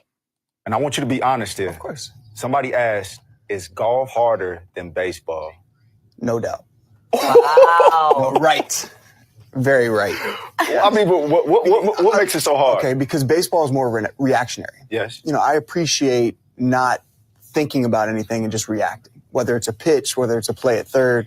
Golf, there's too much standing over it and thinking about a million different swing thoughts. Like, if I could just react, I think I'd be better at golf. So David Wright, 110% says baseball is not as challenging as the game of golf. Diesel, you get the floor first here on this Friday edition of Cole is an idiot because he thinks baseball is more difficult. Tell me I'm wrong. I mean, there's just a tremendous number of more variables in golf, right? I mean, both are played outside when it's hot or sometimes when it's cold, right? But golf at its core is hitting a stationary ball, a small stationary ball with a small with a moving piece of metal, whether that's a flat bladed iron, whether that's a driver or a 3-wood, whatever it may be, a putter. You're adding all the different ways that you're trying to hit the ball. Then sometimes you're on a downslope, sometimes you're on an upslope, sometimes you're in light grass, like meaning it's sitting up on a fairway. You could be in deep grass. You could be off in the trees. You could be in the sand. You could have to hit the ball from above your feet or below your feet. You may have to get up and over objects. Sure. You may have to hit the ball close to the hole and hope it doesn't roll off the backside of the green. I mean, there's 1,000,001 ways for a golf shot, even if you think you know what you're doing, even if you have a solid enough swing that it can go wrong on you. The only thing that I will say I agree with you on, Diesel, the only area I agree that golf is more difficult is the swing. In my opinion, my mind, it's more difficult to perfect a golf swing than it is to perfect a baseball swing. I'll say that again. I think it's more difficult to perfect a golf swing than it is to perfect the baseball swing. Now, I think David Wright talking about baseball being reactionary, he's right, but let's not act like reactionary is easy, because when you're talking about hitting a baseball at the professional level with the speed and the movement of the baseball, the batter who is reacting, to David's point, has such a short time, Diesel, to react. I think hitting a baseball is a more demanding task because, yes, it's reactionary, but at the same time, it's not like you're throwing a watermelon in slow motion and giving me a tennis racket, right? It is very difficult. I just think it's a great conversation. Both are difficult, right? You got to get – you really all you have to get good is recognizing is the ball going to end up in this little imaginary square, right? Which that imaginary square does move around a little bit. That's bad referees. That's bad umpires, right? Used to Who be don't nips have to consistent knees. games. Yeah. So I'll give you that. But I mean, really, you just got to get good at recognizing is the ball going to be roughly close, and should I take a swing at it or not? That's oversimplifying. I think both are ultimately super challenging. And by the way, caller, your call just dropped. So if you want to get back in with us, you can do so at 844-FAN-PHONE. That's FANFONE. Let's see what the ultimate expert Dewey has to say on the phone lines. Dewey, which is more challenging, baseball or golf? I have to disagree with Diesel, which I'm glad to, because baseball's harder. Golf, all you do is put the ball in a little putt thing, and then you hit it, and that's it. Baseball, you got a ball coming at you at 100 miles an hour, and if you get hit with the baseball, you're going to get hurt, and you're probably going to die. And then you got to run, and then if you run to first base and you trip and fall, you bust your knee like Acuna does. So, and then you got to play defense in baseball, and there's no defense in golf. Golf is just a bunch of nerds that get out there and they think they're cool because they're nerds. They can have nerdling conversations, but baseball is a lot more difficult, and nerds don't play baseball. Yeah, you lost Dewey at you got to run. Yeah, Sorry, Dewey's used to sitting in a basement somewhere, not running anywhere. You're just mad because I disagree with you.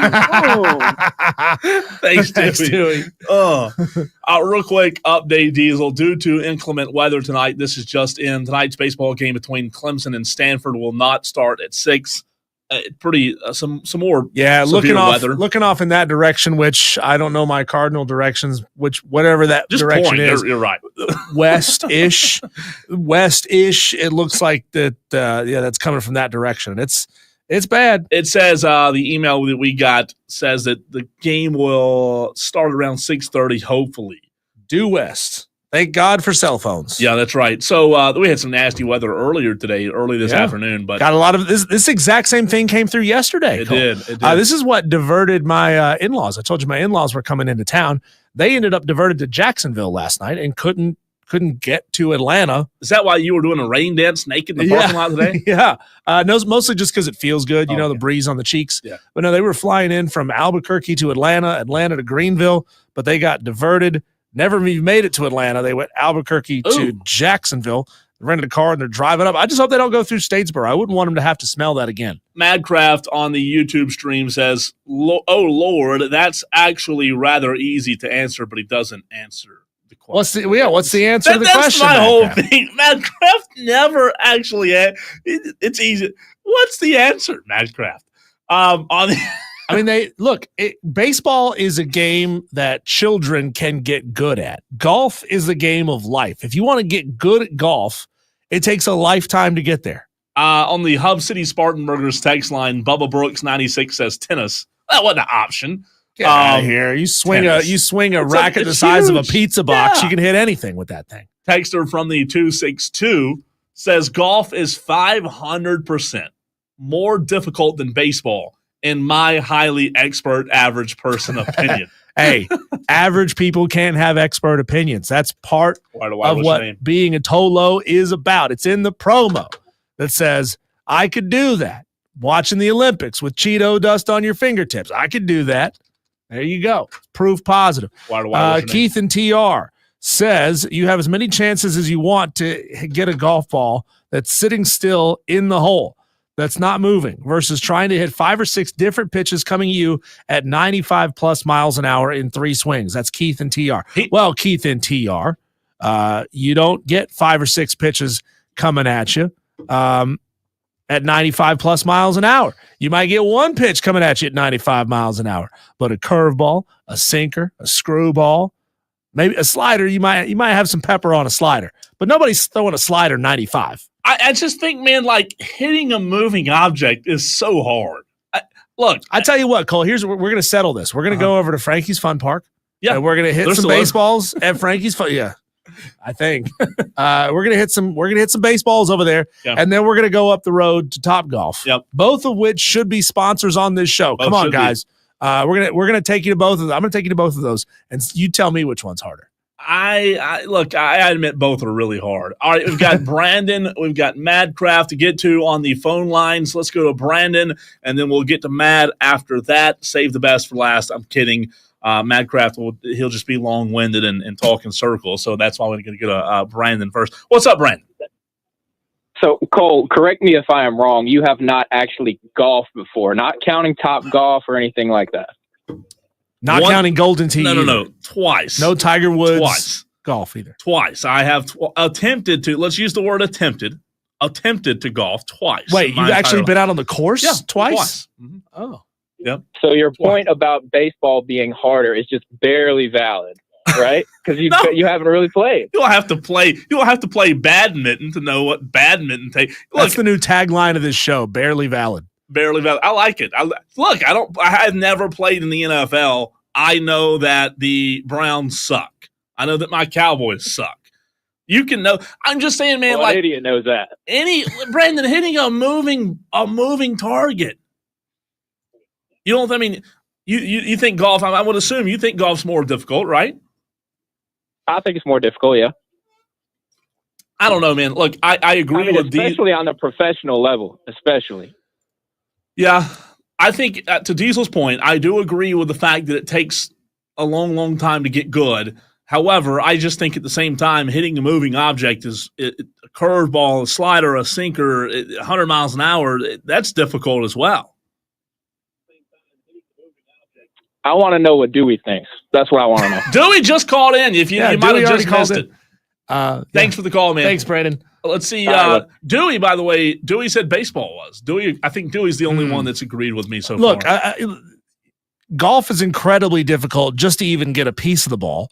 And then to be able to hit it accurately down the course in the general direction that you're trying to get it to go. That's like trying to get a foul tip on a 90-mile-an-hour fastball. Let's see what Madcraft has to say. Madcraft, you said it was an easy answer, rather easy to answer. Which is more difficult, golf or baseball? Yeah, well, I'm going to answer it. I'm not running, but real quick. Can you answer it first, Madcraft? Is that possible? He can't. At the beginning of the segment, you said which one is easier to blank. Fill in that statement. I said easier to which one is easier to master? That's right. Master. You're right. I did. Right. Now, when we talk about mastering something, okay, mastering the sport, okay, Bryce Harper, great hitter, he can't pitch. He can't do that. He couldn't play catcher. Come on now. Let's be real. However, I do know that when it comes to golf, it's you from the tee shot all the way to the green, from tee to green. That's on you. And every aspect of golf is different. Every single aspect of it is different. From that tee shot to that chip, it's completely different swing. I do understand that the ball is not moving. And I've always said that golf was the hardest sport and baseball is the second hardest. I've always believed that. Yeah. But just as the last caller stated as well, one, I don't know if you played it enough to really not grasp. I'm not saying you can't grasp it, but what I'm saying is that it takes a lot of time playing those rounds to realize just how long you're going to have to play to master every shot that you're going to need in every circumstance. No, that's dumb. That's dumb. But I can go to New York City right now, and I can tell you that building the Empire State Building looks incredibly difficult. I don't have to build a freaking Empire State Building, Madcraft, to understand that it's difficult to do. That's a dumb cop-out. That's dumb. No. I understand that. But what I'm saying is that for you to understand the intricacies of doing it, like nobody would deny that building that building would be hard. However, how hard is it? How difficult is it when you get up to the 47th floor and you're building it? How difficult is that? That's the intricacies of what we're talking about when you use the words master. So that's why your words matter. When you say something sucks, it matters. Master, it matters though, how you say master. I'm not saying mastering pitching. I'm saying your Bryce Harper pitching comparison. Master the sport in terms of hitting a baseball or hitting a golf ball, Madcraft. Okay. English. You need another language. My answer.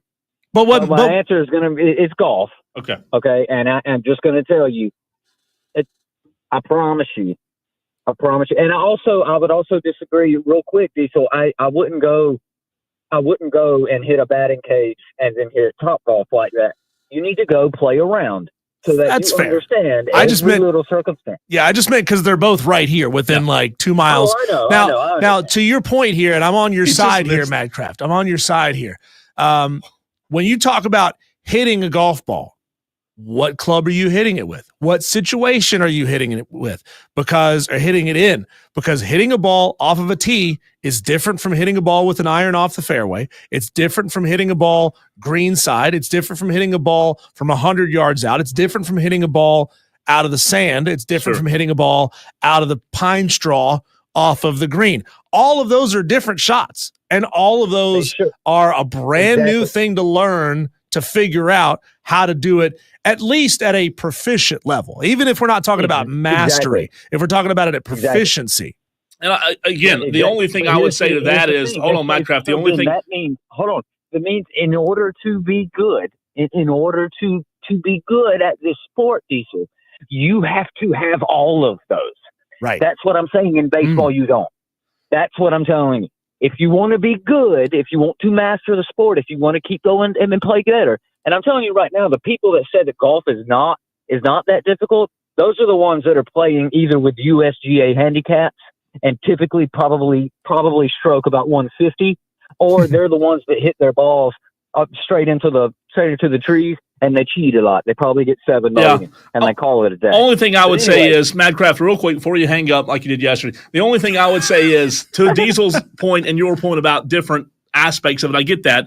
It's the same thing with a batter having to face a different pitcher every time, in my mind. Not the same thing, but it's similar. And the second thing I would say is Hank Aaron, I would imagine in your mind's top 5 hitters of all time, right? Oh, yeah. Okay, his career batting average was what? Oh, I don't know. 305. 305. So what does it tell you if one of the best hitters to ever do it hit 305?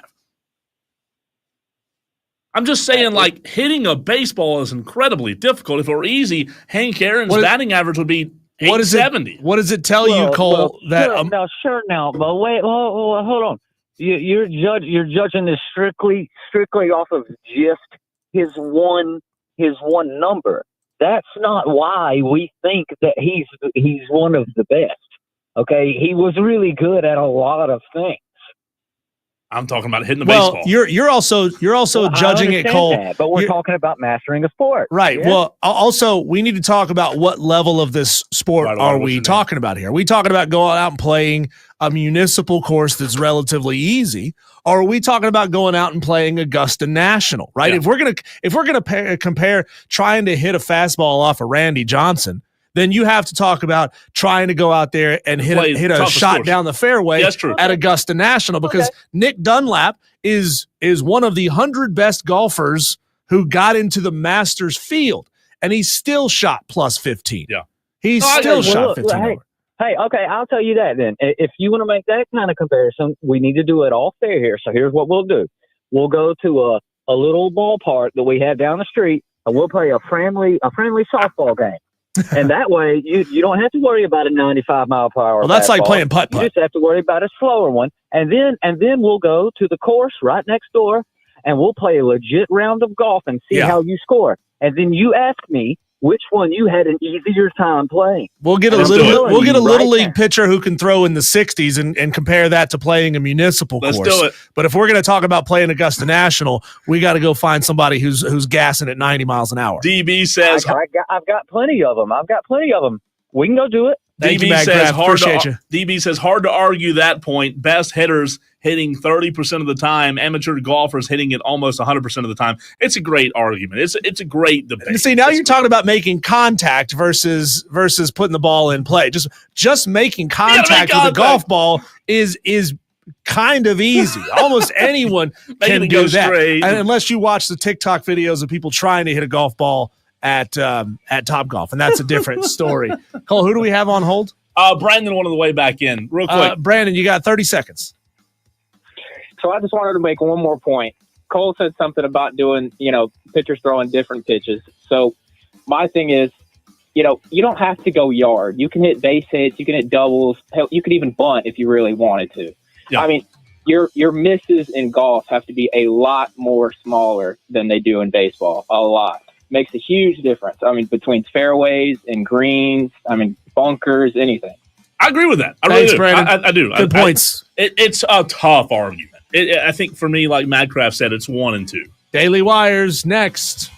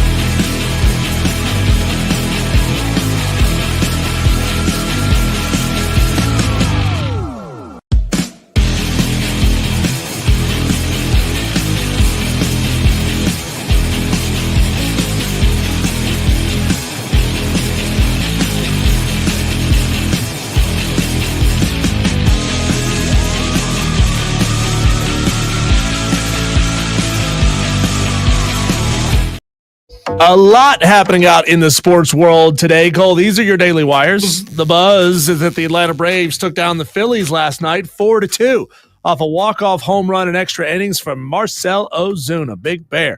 The Braves are at Tampa Bay tonight at 7:05. Bryce Elder is on the mound for the Braves. Speaking of baseball, the Hub City Spartanburgers rallied back in the ninth after just one hit in the first 8 innings on the road against the Wilmington Blue Rocks to force extra innings, but ultimately fell on a walk-off double from Wilmington designated hitter Brandon Pimentel.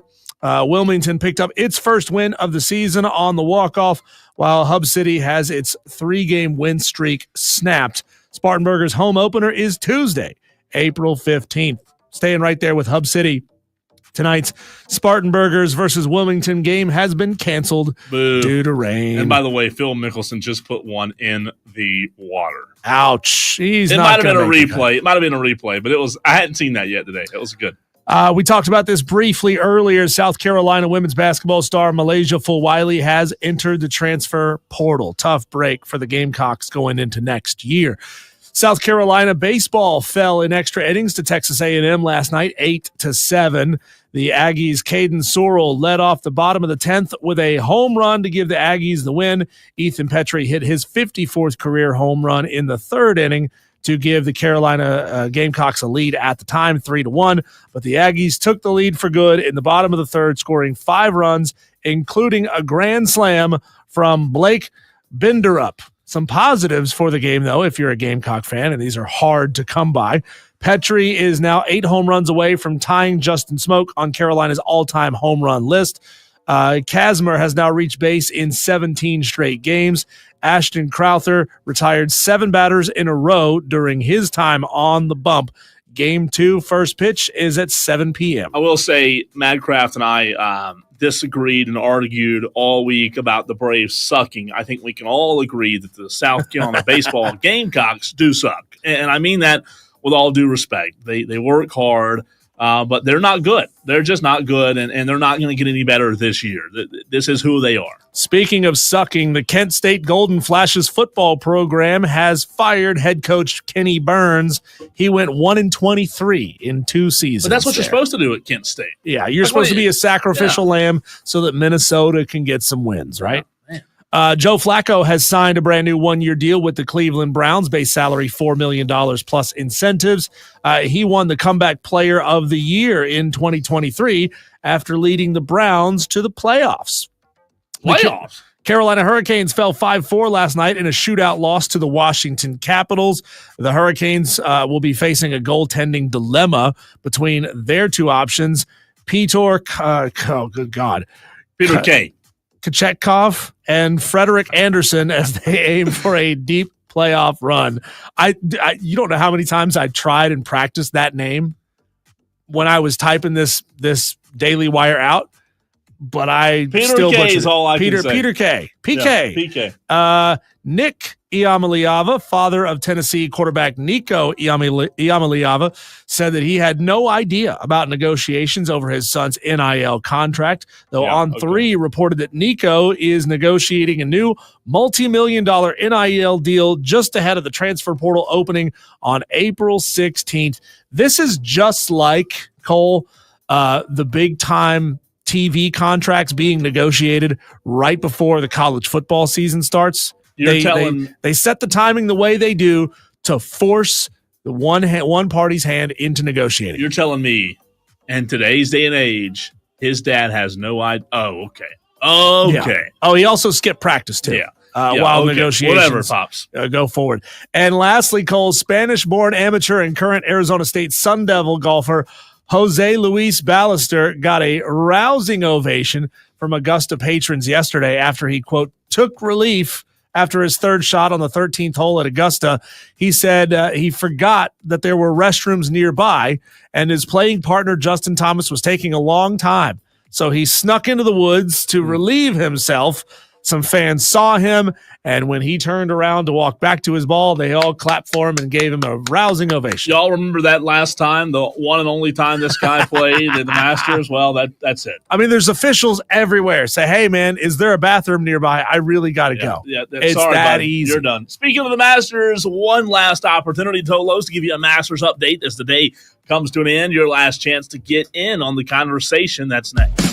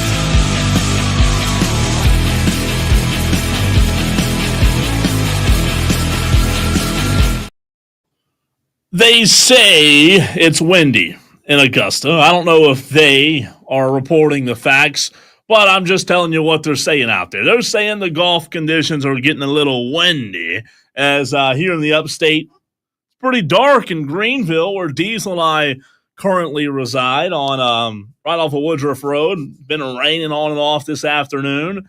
But they say that that's real good there, Cole. Scotty Diesel is battling some high winds down the stretch at Augusta and the Masters, as obviously the golf has probably, let's see where we are now. I know most people are in the clubhouse, but we're getting toward the bottom part of the day. We're getting toward the end of the good old second round of the Masters, and Scotty Scheffler right now is on 15. So still some golf to play, Diesel. It's going to be tough, right? 4 holes before it gets dark, but it's obviously a lot darker here because it's cloudy outside. But Scotty right now just birdied the 14 and has 4 remaining today. Yeah, Scotty Scheffler has now moved up to, let's see, tied for third. He is sitting today at -2. So, had himself a good day yesterday. He did. And today tacks onto it. Oh, we were talking in the break, Cole, like, what if Rory hadn't blown it over the last 4 holes yesterday? Sure. Even if he just parred out down the stretch, he'd be sitting at minus he'd be sitting at -10 right now with a 2-stroke lead over Justin Rose. But that's what happens, man. These courses can get in your head. And like I said, I was reading an interview or an article earlier today from Dennis Dodd of CBS, is saying that this course is just in Rory's head, and we're going to be back having this exact same conversation about Rory next year. No. And then he goes and does that and totally redeems himself. Why are y'all talking? Don't talk about it. I want Rory to win. I'm pulling for Rory. I'm not pulling for Bryson. I have some audio. I feel like Dennis Dodd he's disappointed in Rory. I think he really wants Rory to win as well. It's not like a you like suck. Neil the Braves. Yeah, it's more of like, God, I really want him to win, but man, this it's just in his head. So here's some audio. Speaking of Bryson DeChambeau, Diesel, yesterday he had a really good day. Again, a good day today. They're showing Scotty on TV right now. Oh, my gosh. Yeah, that chip in from Greenside. Was that the chip in? That's earlier. The one, the par 3, where he put it about 15 feet up a bank. Yeah. And then somehow it goes into a bush, trickles down like it's playing Plinko, and it stops in the best possible spot. That's unbelievable. He goes out there and holes out for birdie. I mean, that's absurd. Justin Rose still leading, by the way, 8 under. Bryson right behind him. Here's a little bit of what Bryson did yesterday. Pretty good day. 185 yards, folks. Oh. How about that? That's dipping gravy. How about that, Diesel? Bryson. That's a birdie. Moves into a 3-way tie for second place with Scheffler and Corey Connors, who are in the clubhouse, both posting 68. So there was his birdie yesterday on number 16. Here's what he said after his play yesterday. Yeah, I mean, it's a great start. Anytime you're under par at the Masters, it's an honor to be there. Give myself a good chance going into the weekend. Tomorrow's going to be another great test, and hopefully I can set myself up on Saturday and give myself a chance on Sunday. And he has. He has done exactly that. 7 under right now for Bryson. That's what it all comes down to, Diesel. You're talking about golfers who are setting themselves up. You mentioned Rory and the collapse yesterday. Had he not rebounded on the back 9 like he did today, in terms of being in contention to win the tournament, I don't think he would be. I mean, he'd still make the cut, but I don't think he'd be in contention if he wouldn't have done. I mean, the back 9 today was just phenomenal for Rory. Last year, to your point about Bryson, Bryson went 7 under in round 1. We were all blown away by how well he played in round 1. He followed that up with a +1, +3, +1 to close out the day, to finish 2 under, or to finish out the weekend at 2 under. So, look, I mean, past performance at Augusta National is no indication of how you're going to perform next year and the next year and the next year. But Bryson has shown that he can play masterful rounds at this course, and he can play bad rounds as well. Justin Rose last year missed the cut entirely after going +1 in the first round, +6 in the second round, and he's in the lead right now. He is in the lead. Speaking of Justin Rose, I have some audio of what he had to say yesterday after finishing in the lead, like you just talked about.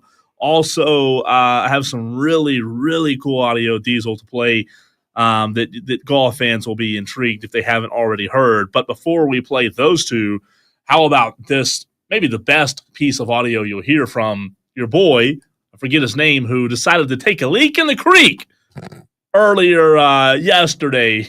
Here's what he had to say. I'm sorry, this is uncomfortable. Third team, there was an issue. Did you have an emergency? Obviously they cheered. Can you yeah. It's a college kid. Well, I completely forgot that we had those restrooms on the left of the tee box. Oh, okay. 13th tee. Yes, correct. And then I'm like, I really need to pee. Didn't really know where to go. And since JT had an issue on the green, I'm like, okay, I'm just going to sneak here in the river. Probably the people would not see me that much. And then they clap for me. Probably one of the clubs that I really got today, like real loud. So that was kind of funny. Are you concerned that there might be any blowback from that at all? Or, I mean, obviously they did see you, right? Yeah, they saw me. They saw me. I mean, it was not embarrassing at all for me. So if I had to do it again, I would do it again. He doesn't even care. It's just a college kid. This idiot reporter asked, "Are you scared there might be some blowback?" He's like, "No, man. I may never make the Masters again. And if I'm a good enough golfer and I make the Masters again, they're not going to kick me out because I took a leak in the woods on 13. I peed in the woods, peed in the creek, and now it is kind of like any other golf course. It'd probably be okay. But for him to do it at a gun, it's great. He's so innocent. What did he think? That people were just not going to see him walk off the course? No, not at all. Into the woods. No. You go 30 feet into the trees, kind of duck behind a tree and be like, I'll pee right here. Come on, he's a college kid.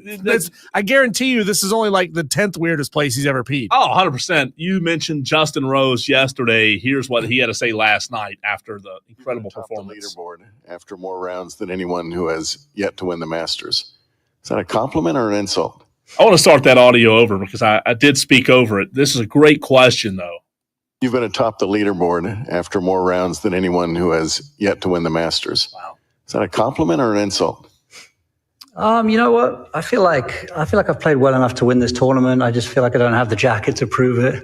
I feel like, no, it's a compliment. You know, I've played a lot of good rounds of golf here. I've got a lot of crystal, which is obviously always nice. But yeah, you know, ultimately you want to be last man standing on Sunday. And you know, I was a shot shy. Well, you know, I guess Sergio and I in 2017, that was a real 50-50. You know, that could have gone any which way down the stretch.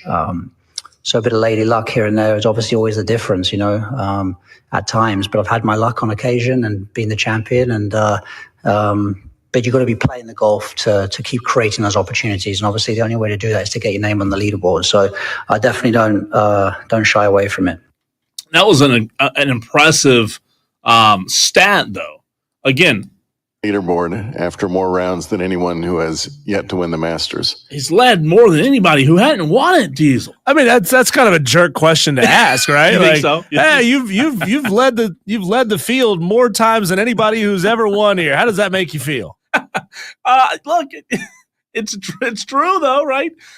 This just came in 9 minutes ago, Diesel. Here is Rory on his impressive birdie on hole 13. I think it was like 189 front. So it was, I don't think it was really a decision to go for it or not, but I was between a 4 and a 5 iron. And usually the ball comes out a bit spinnier out of the pine straw. So I had a 4 iron and, you know, the follow through, I definitely I saved it, and I was glad that I had 4 iron. I covered that little corner there, and, Yeah, but when the ball was in the air, I was like, "You idiot! What did you do?" But yeah, it was one of those ones as well. It's a pin that even if you do hit it into the hazard, it's a pretty, not a routine up and down, but it's a little easier than say where the pin was yesterday in that front section. So yeah, I rode my luck a little bit with that second shot, but was not, was nice to take advantage of it. So some really good play today by Rory.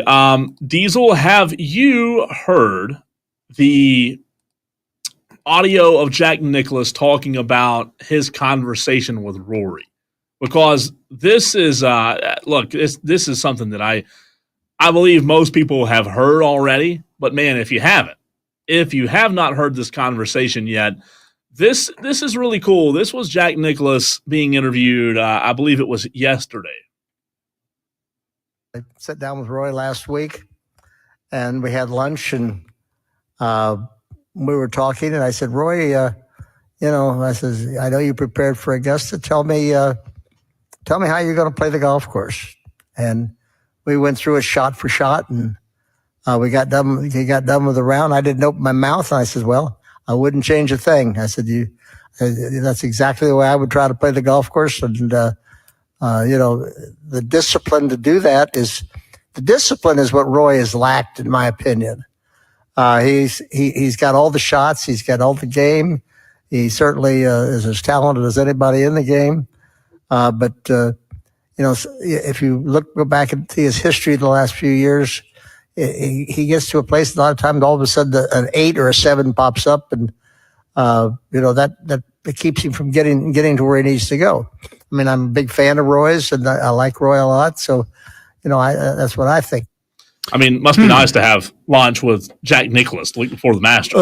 Yeah, to be able to have that kind of pull. How many people call Jack Nicklaus, say, hey, man, you want to have lunch? And he has to say no to all of them. But he says yes to Rory. I mean, discipline there. I don't know if discipline's the right word that I would use. Maybe consistency is the right word. Because, I mean, what is it? What lack of discipline is causing him to have the random pop-up 7 or 8? I mean, you know what? I'm not a golf expert. Here's what I heard from that, and tell me if you think you interpreted something different.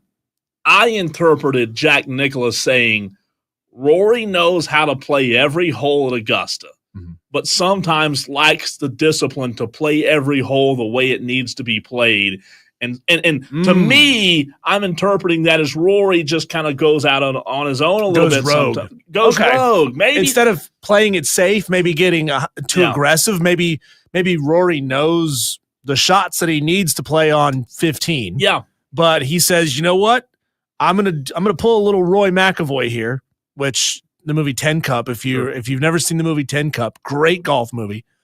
Instead of doing the safe thing, I'm gonna do the aggressive thing. I'm gonna try to make a big push here and score eagle on this par 5 rather than just going for the safe birdie.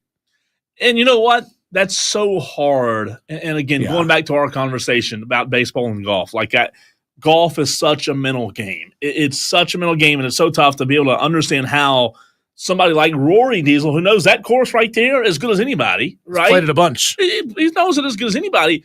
How, even though he knows it that well, can't go out there and perfect. It is tough. I mean, that's why I think it's the best, one of the best sporting events of the year. It's just to master it. Using the word master at the Masters, it's incredibly difficult. And for those that have done it, I mean, think about it like this. It just makes you think how impressive Scotty's run is that he's on right now, winning 2 of the last 3. If he wins this year, to be 3 of the last 4. That's only been done one other time. How impressive it is to go back-to-back. That hadn't been done since 01 and 02 when Tiger did it. I mean, people don't go back-to-back at Augusta. It just doesn't happen. Madcraft says it's almost like it's insanely hard to play. It is insanely hard to play. I never said it wasn't. I think a lot of times, though, when you're in a golf tournament, a major golf tournament like this, with the best players in the world all around you, playing it safe is the smart way to play, because you are also waiting for somebody to just have a bad shot, a bad swing, bad contact, a bad break sometimes. Those are the things that are the difference between you staying par. Let's just say you're at -4 and you're at par for the day. The guy who's in front of you could drop a stroke or two, and all of a sudden you find yourself ahead of him. So it's not something you did to push to get ahead of that guy.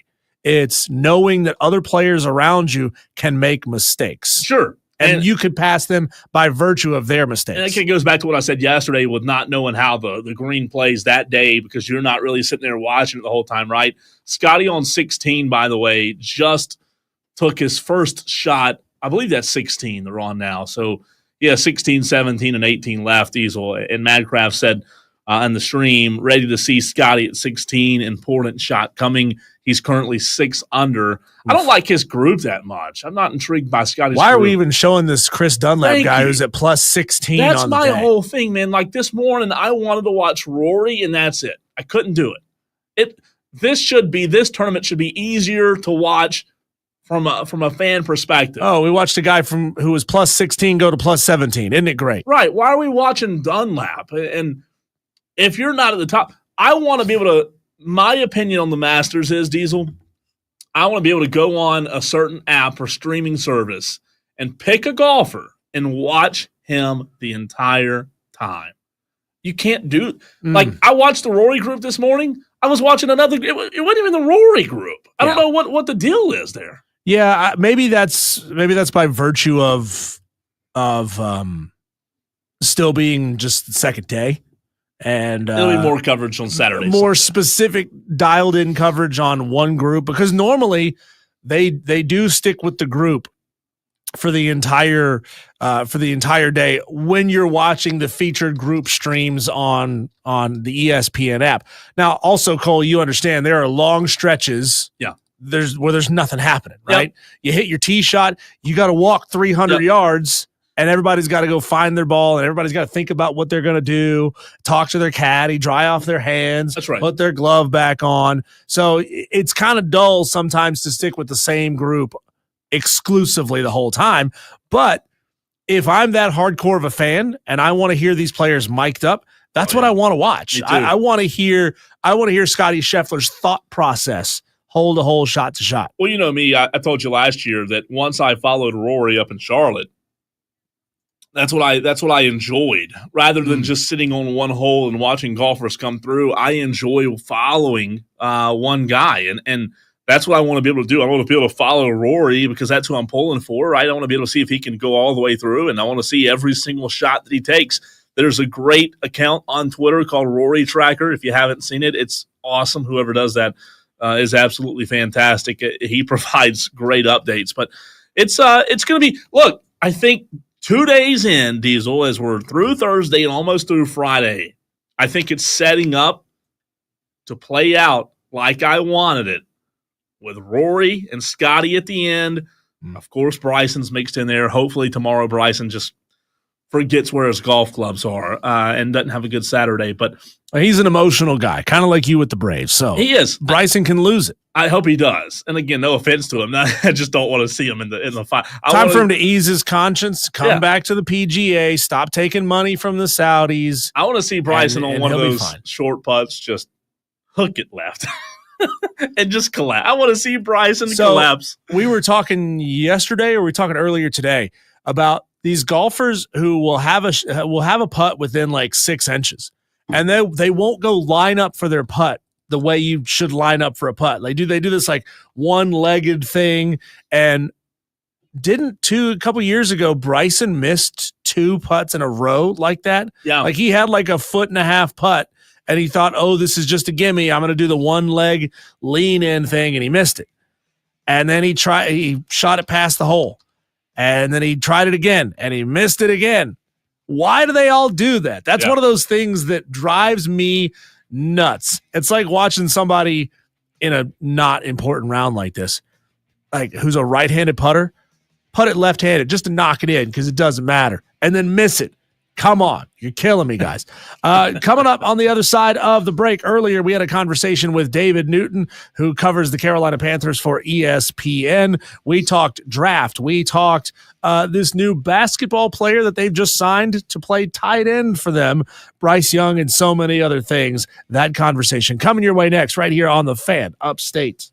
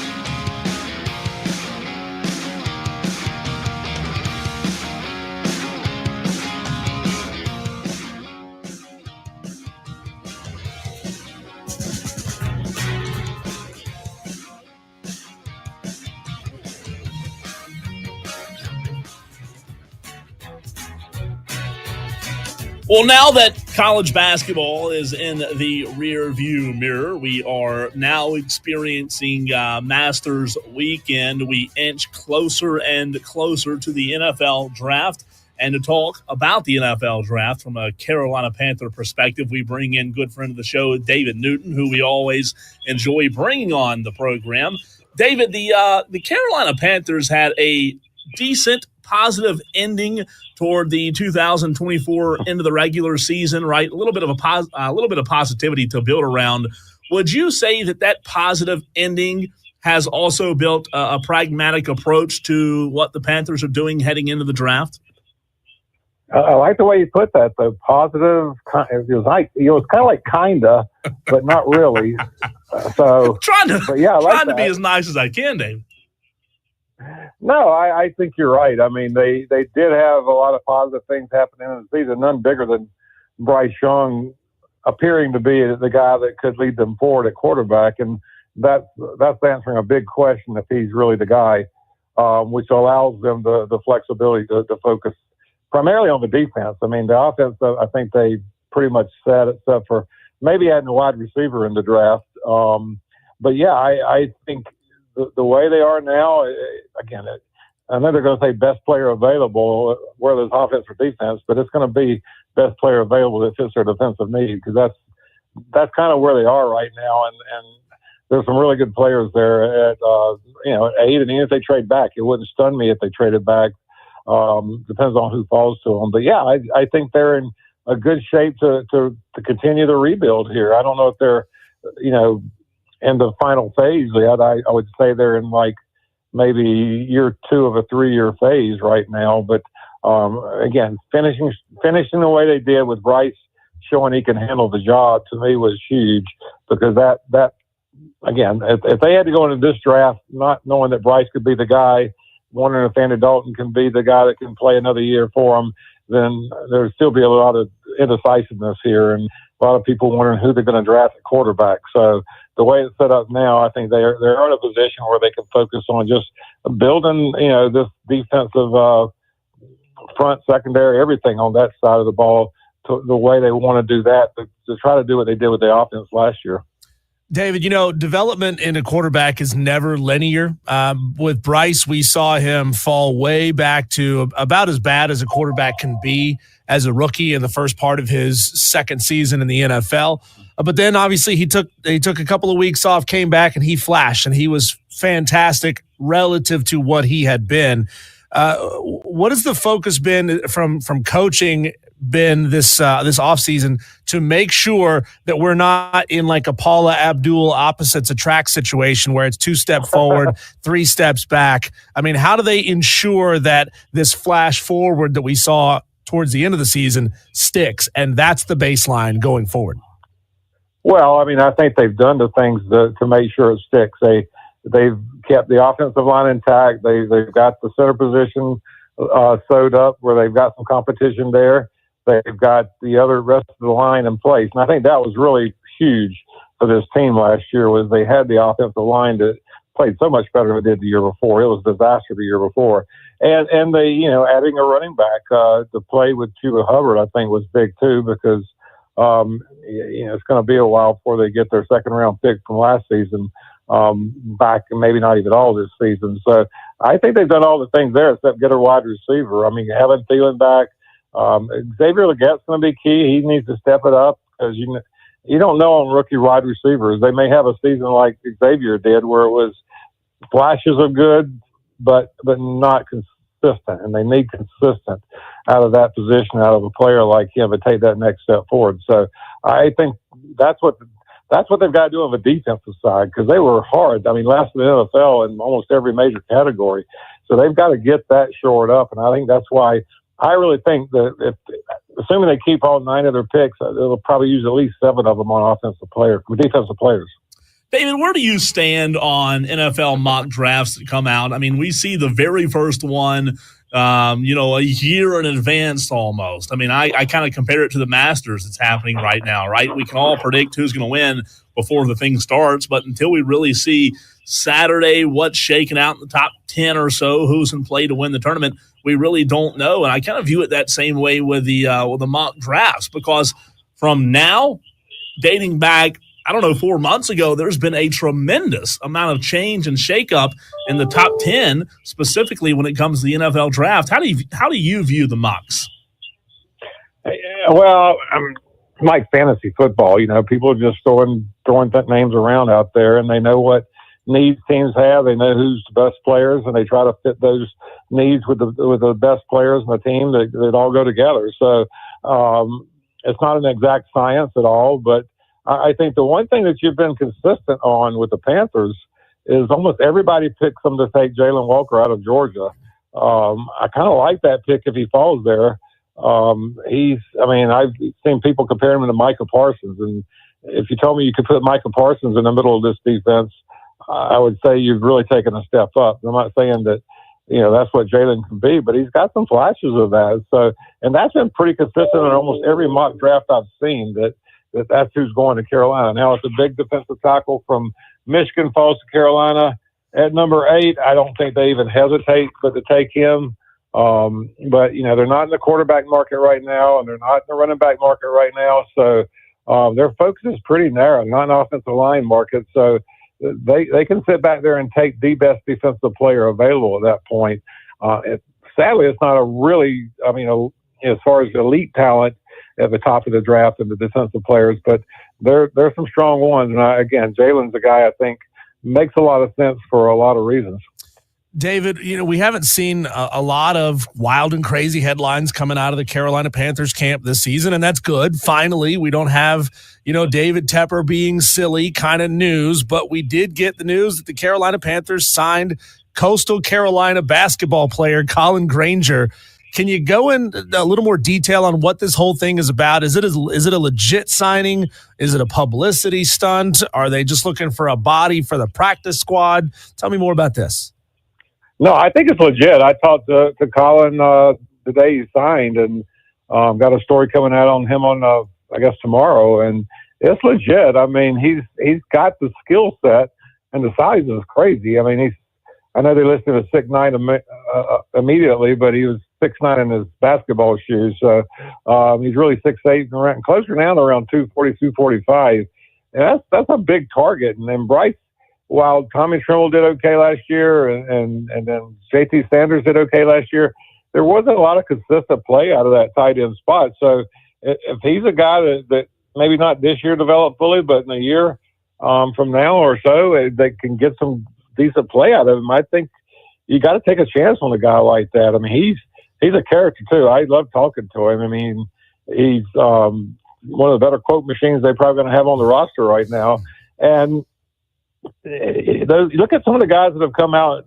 Antonio Gates never played college, football, and look at some of the others. They didn't even one of the Panthers that never played college football a few years ago was playing well here. So again, I think they didn't spend a lot of money on him. They didn't take a lot of chances, but they had a scout go look at him. And the key part is Dan Morgan and Dave Canales worked with George Fant, who was the guy that worked with him and got him ready to Granger ready to at least have a pro day. And you think about it, 3.5 weeks I think that Fant had him. They got him a tryout and had 5 teams show up. I mean, that's pretty remarkable. And if 5 teams show up for anybody, that means he's got something. And the Panthers were the first to get him in the door, first to throw a contract at him, so they got him on the dotted line. So I think it's a fun story, and if he works out, it's great. If he doesn't work out, no big loss. But I think that he's a guy that could, possibly down the road make an impact. Hey, David, the latest USA Today mock draft has Abdul Carter going to the Atlanta Falcons with a 15th pick. I know you were talking about in the previous answer, you were talking about a few guys that potentially could be on the Carolina Panthers docket for who they might pick at 8th. I guess this is a 2-part question. The first part, do you think Abdul Carter from Penn State will be there when the Panthers pick? And the second part of that would be, if he is there any way you don't pick that guy? If he falls, first of all, I don't know how he dropped him all the way to number 15. I know there was some injury things they were looking at. But if he falls there, that seems like a slam dunk because he's a really, really good player and would add to any defense out there. So I don't think there's any way possible he'll fall that far. I mean, it happens from time to time. You see guys fall, but I really don't see this, especially an elite defensive player like him. Find David Newton on Twitter at DNewtonESPN. A little preview of our next segment, David. There's a star quarterback in the SEC who it's been reported didn't show up to practice and is in NIL contract negotiations leading right up to the transfer portal window.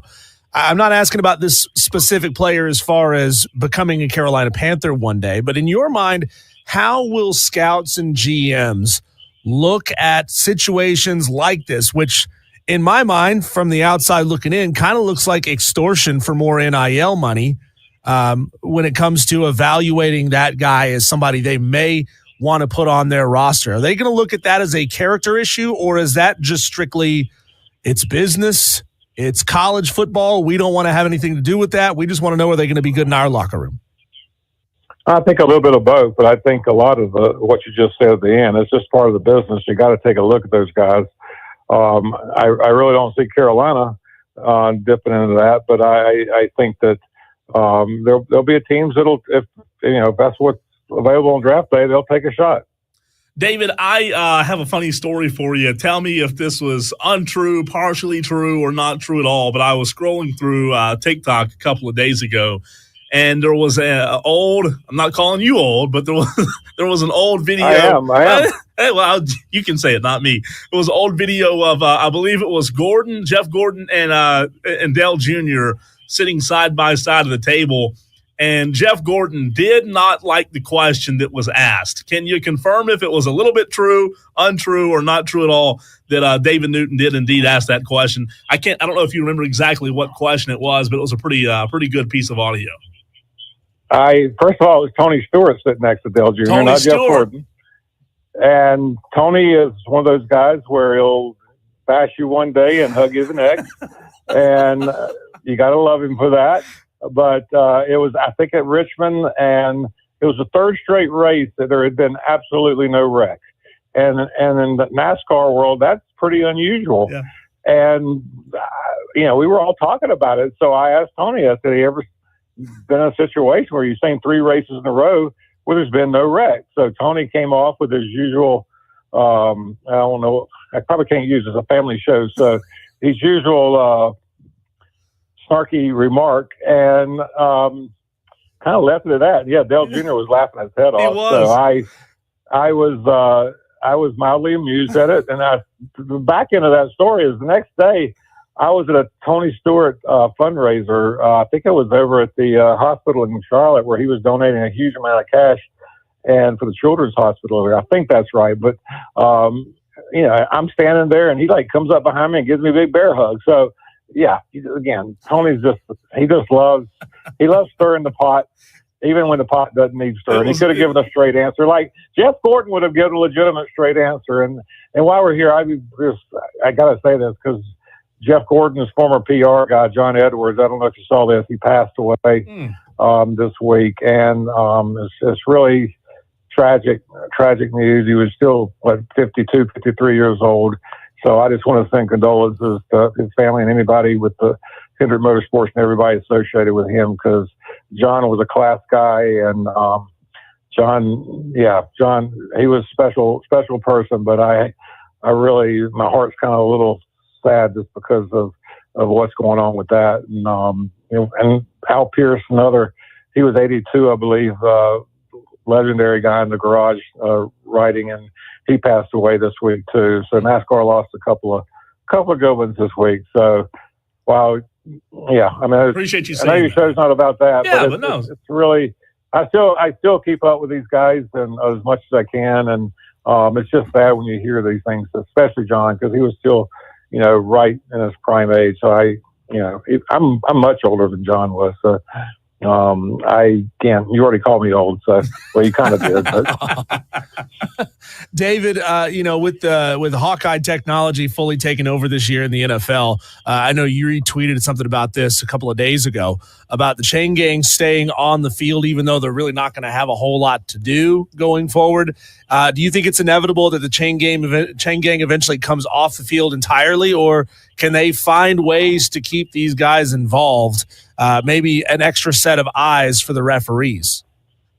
I think it's time to just eliminate them completely. I mean, I think the laser technology they've got now that should do it. I mean, we've got instant replay to back up anything else that you need to confirm whether the spot was right or anything else. So if they want to do it for aesthetics, just to look like the old NFL, great. But I think, they've changed enough in the game that I think it's just really time. It's probably should have been done years ago. David, always appreciate you, man. Great stuff as always, and the draft will be here soon. Great coverage on your Twitter and on ESPN.com. We'll talk to you soon. Thanks a lot, guys. Appreciate it. David Newton, ESPN. Always a fun visit when we get to visit with him.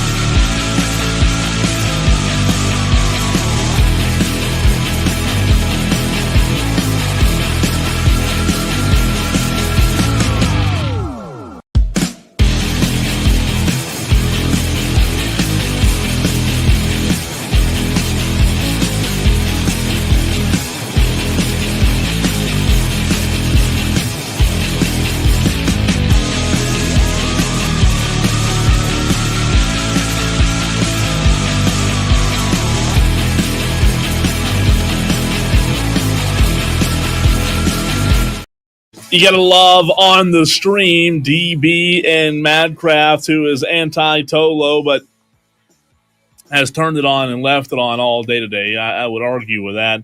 They're still going at it in the stream about golf and baseball. Which one is more difficult to hit a baseball or hit a golf ball? I love it. I love that the conversation has continued. To the Masters we go, though. Did you confirm if that was Scotty that hit a bad shot? Or no? Yeah, that was Scotty who put one way left on 18. And I think they followed up by showing him doing the same thing in another round. Oh, really? It was hard to tell. He was obviously wearing different clothes. That might have been what Scotty was wearing yesterday. It might have happened to him yesterday. I'm not entirely sure. So we just we're catching glimpses of what's going on out there on the TV, just like you guys are. Justin Rose, as of right this very second, at 6:49 on your Friday evening, Justin Rose leads the entire field. Diesel, he was fantastic yesterday, pretty good today as well. 8 under. Bryson DeChambeau, 7 under, and is sitting in second place. So Bryson is right on the tail of Justin Rose. Connors, Scheffler, Houghton, and McIlroy all tied for third at 6 under. A tight race. You love to see that. McCarty and Lowry not far behind them, tied for 7th. And then you look down to guys like Colin Morikawa, tied for 12th. Victor Hovland, tied for 9th. Not a good tournament thus far for our local Clemson's own, Greenville's own, Lucas Glover, who had a tough day. But obviously, just being there 11 times is something. Justin Thomas, I sprinkled a little bit of money on as well, Diesel. It was a nice payout, but he's tied for 27th. So not looking great in terms of him winning at all. But so far, so good, right? Like, I think it's been a good product to watch so far. No complaints. You've got the best golfers who we expected to be there, Diesel, who are fighting it out right now, much like March Madness. The 1 seed, the favorites, are right where we thought they would be. Yeah, and that was Scotty. He is way out into the trees. So they were showing that he has done this in the past. He's having to dive headfirst into some bushes the size of a house to maybe get to his ball. And he is in a tough spot because his ball sits right there at the edge of the bushes. The edge of it looks like some sort of mountain laurel, basically, is what it is. Diesel, now the rest of America can finally relate to Scotty. He looks like he's doing the Homer Simpson meme right now where he slinks back into the trees. So he is. Oh, my gosh. I don't even know if he can see his ball from where he's going to have to set up because you can't move that branch out of the way. It's not like his caddy can hold it back for him. That's tough. So he is in a real tough spot. He's squatted down kind of like my dog after he's had too much food, and he's going to go for get his zoomies out. Man, and he is squatted down in the trees trying to get some piece of this ball to get it out and get it back out into the fairway. That's all he can do at this point. That's all he can do. Is try to get it out there. But I will say, look, Scotty, we've seen before that when he's in tough situations, he's usually able somehow, some way to watch him put it on the green, get it out of there. So we'll see. Watch him put it on the green. They showed his shot from the last time this happened, and the last time he was about 3 feet into the pine straw, not nearly as bad. Oh, he's going to shoot it from his knees. On his knees now. He's going to go from his knees, maybe. At least he's thinking about it. That's going to be he's going to have to it's going to have to eat. He's going to have to eat this one. Eat this stroke. There's just no way. This is the 18th, and I believe this is a par 4, so he'd be real lucky to make par here, probably looking at a bogey. And that'll hurt, too, because that'll drop him down to this is a big hole right now. At this point, if he bogeys, though, he'll still only be 3 strokes behind, and that's not bad. And Scotty can make that up. Tolos, it's been a blast being on here with you this week. We'll come back on Monday with knowledge of who has won this event. Will it be Rory, or will the Demons of Augusta get him again?